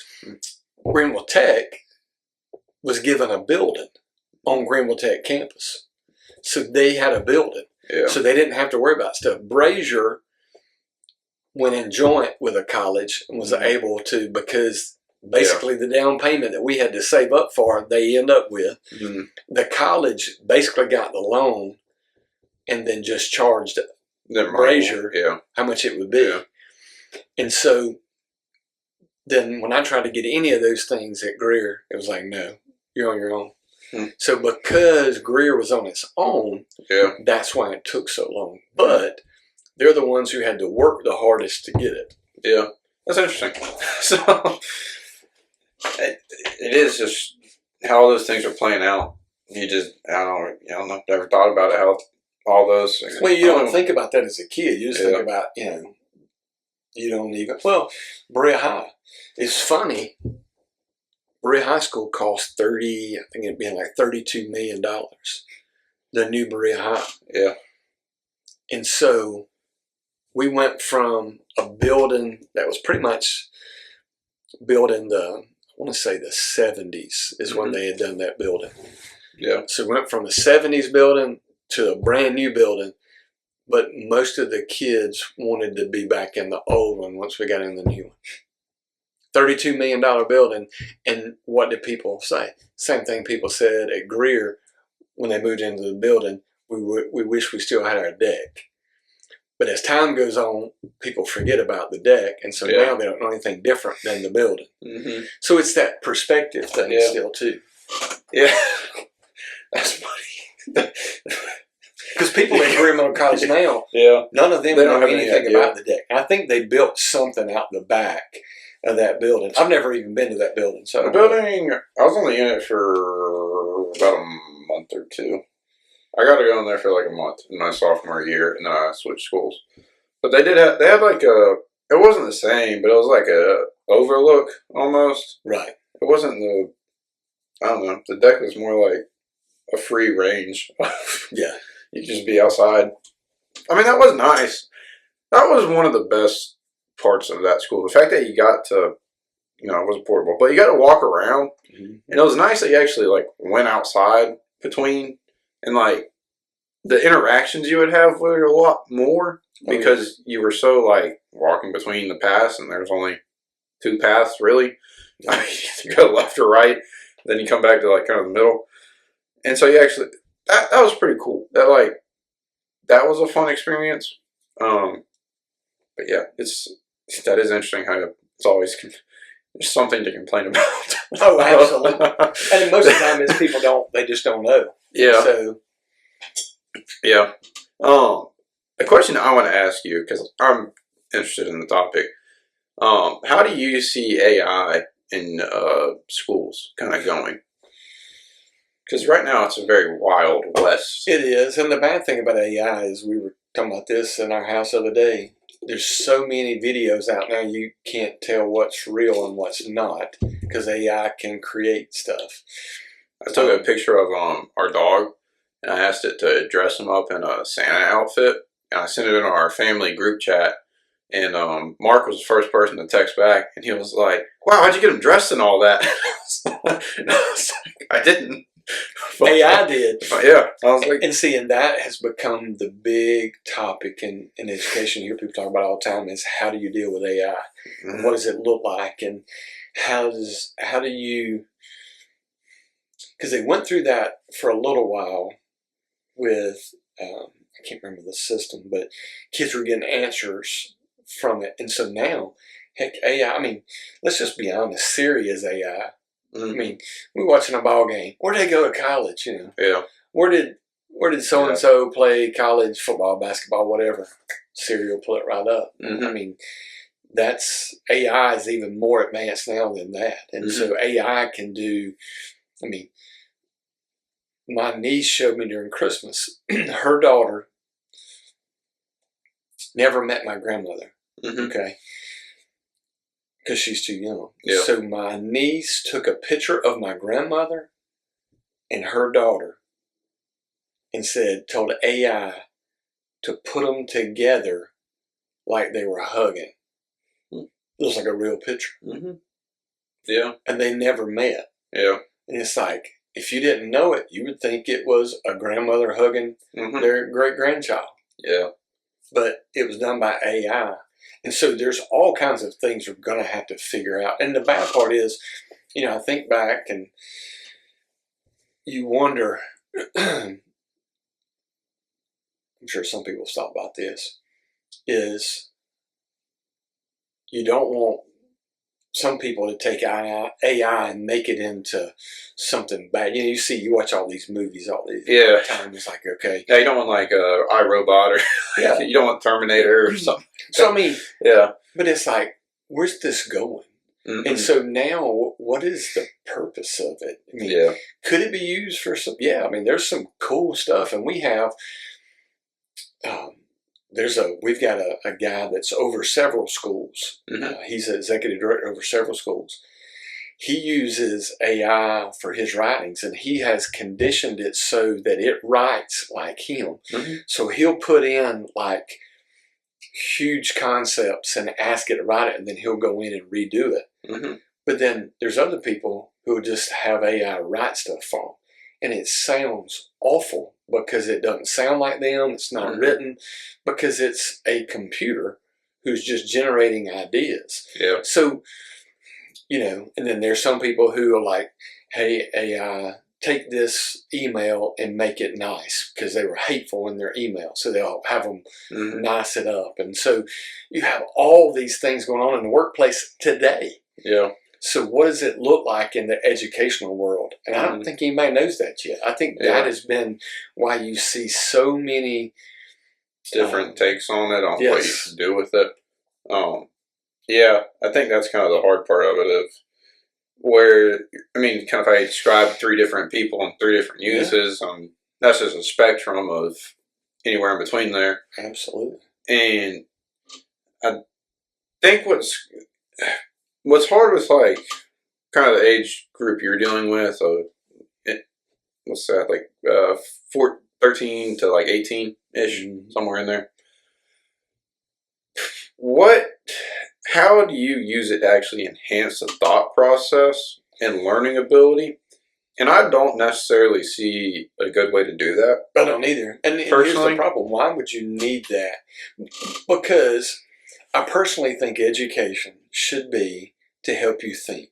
And to help you be able to formulate concepts, whatever, you know, be able to help you get through that.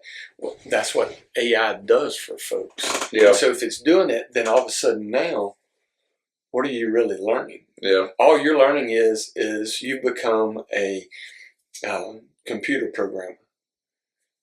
So outside of computer programming, what are you doing? Because here's your perfect example, and this is what scares me with it, is my last year I was in Charleston. I was, I was running the state, and I also was the principal of a K-8 school. The internet was out one day.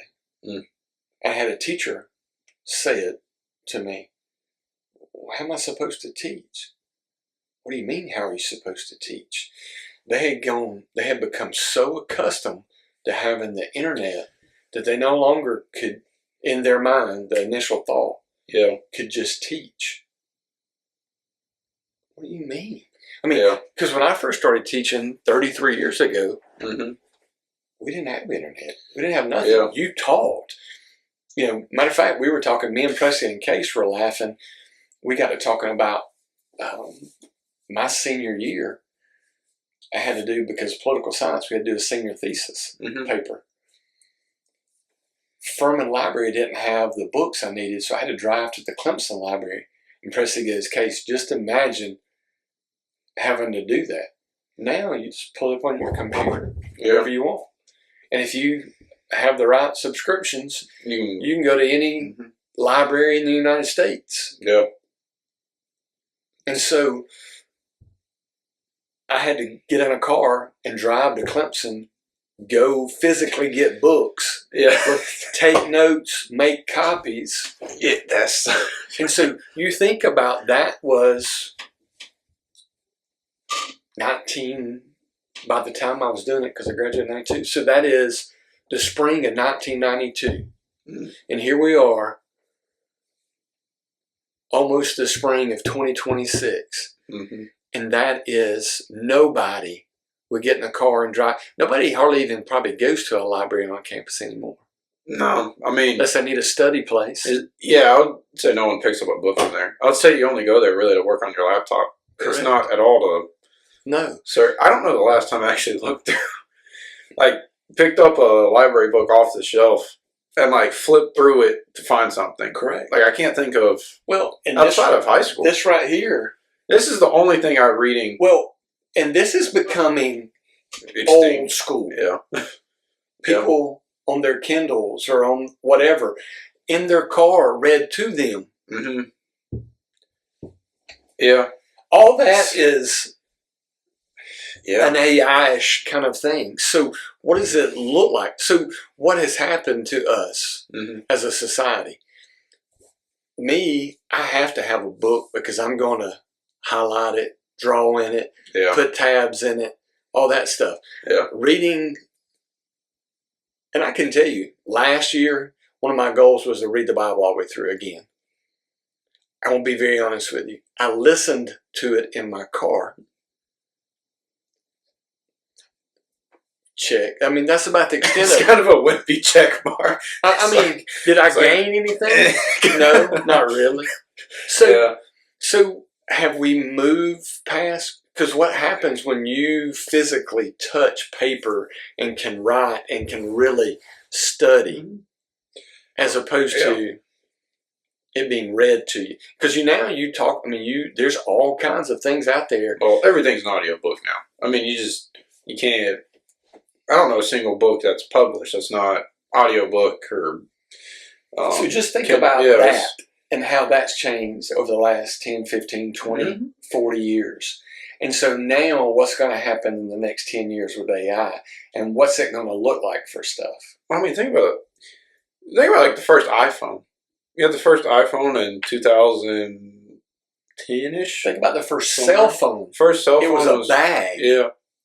So, I mean. And now this computer in this is probably close to the strength of that. Yeah. I mean, so it's the progression of it has been exponential for almost every piece of technology. But it is what is. The education part is. The only use I see for it is in a senior year seminar type idea of you're going to be exposed to this. You should probably know what it is, because that's just kind of like an equal opportunity. Not every kid's going to go home and have Wi-Fi. Right. Not every kid's going to go home and have a computer. But otherwise, it really doesn't have a point in. I mean, I don't think it's going to take anyone's job, so you might as well know how to kind of work with it. I think it's very much an assistant. I think that's its best use what it is right now, that's its best use. As long as it's a large language model of where it's pulling from text and generating text, and that's what it does, it's not so much of it's thinking for itself. Right. If it turns into it's thinking for itself, that's a different discussion on what that is. And my fear is that's where some folks are heading with AI.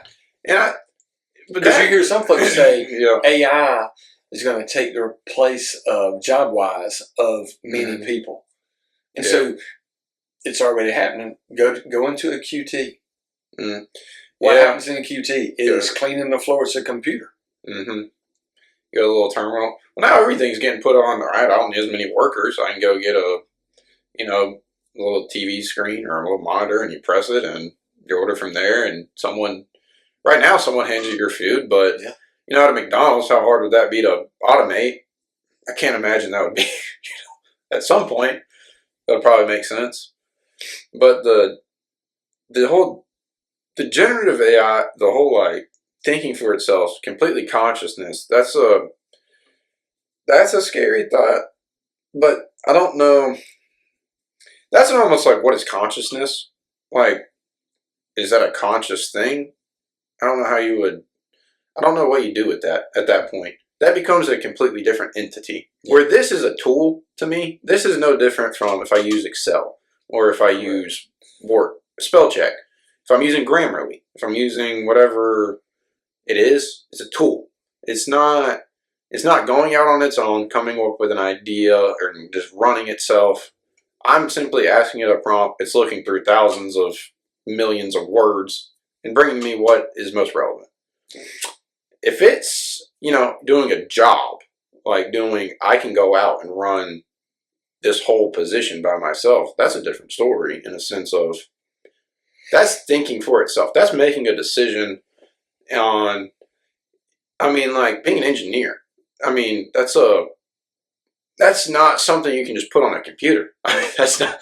So, to me, kids need to be exposed to it, and you need to know this is kind of how to use it, and these are some good cases to use it, because it is going to get to a point where if you don't use it, I think you'd fall behind. Right. From how fast you could read, I don't know what XYZ is, and ChatGPT will pull up the paragraph however you want it written.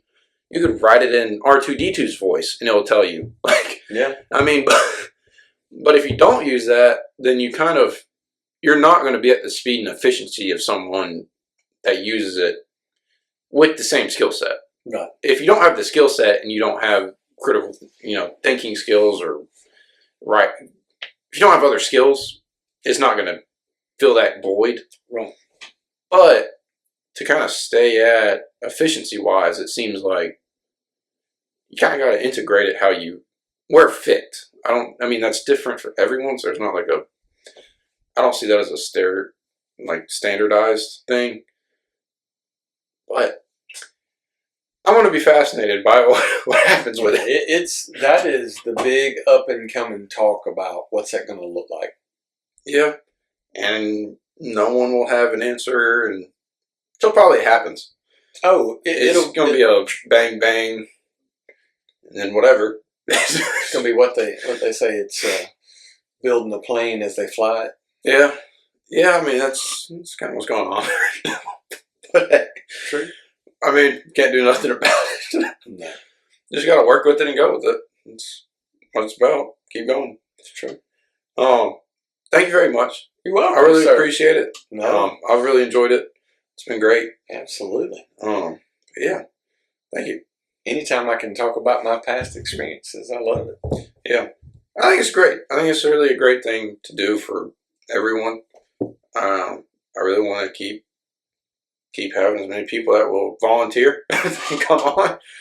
But I think it falls back to a lot of, the other day we were talking at the game, and if you never tell that story or you never tell anything, it just goes.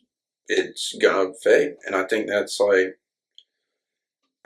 the most important thing of this, is the fact that it's things that you don't really otherwise talk about. It's nothing on. I think that's cool. I think there's a lot of conversations you just normally don't have. You just don't. Normally you're busy, you don't think about it. It's not. Lots of conversations are very superficial, surface level. So you very rarely ever get into the deep. Yeah, you just don't. It's I don't know. I think it's also something nice, as we're kind of talking about technology. Of you sit here and you talk, and there's not a lot of times now where you get to sit down and have maybe with Wendy you'll talk and y'all talk, but you don't often get to talk to another. Just No. sit down and talk. I'm not talking to you about necessarily. I'm not interviewing you. I'm not trying to. It's not. It's just simply talking. I think that's really cool. That I like. I enjoy it. No, hey, Yeah. I appreciate it. I appreciate it.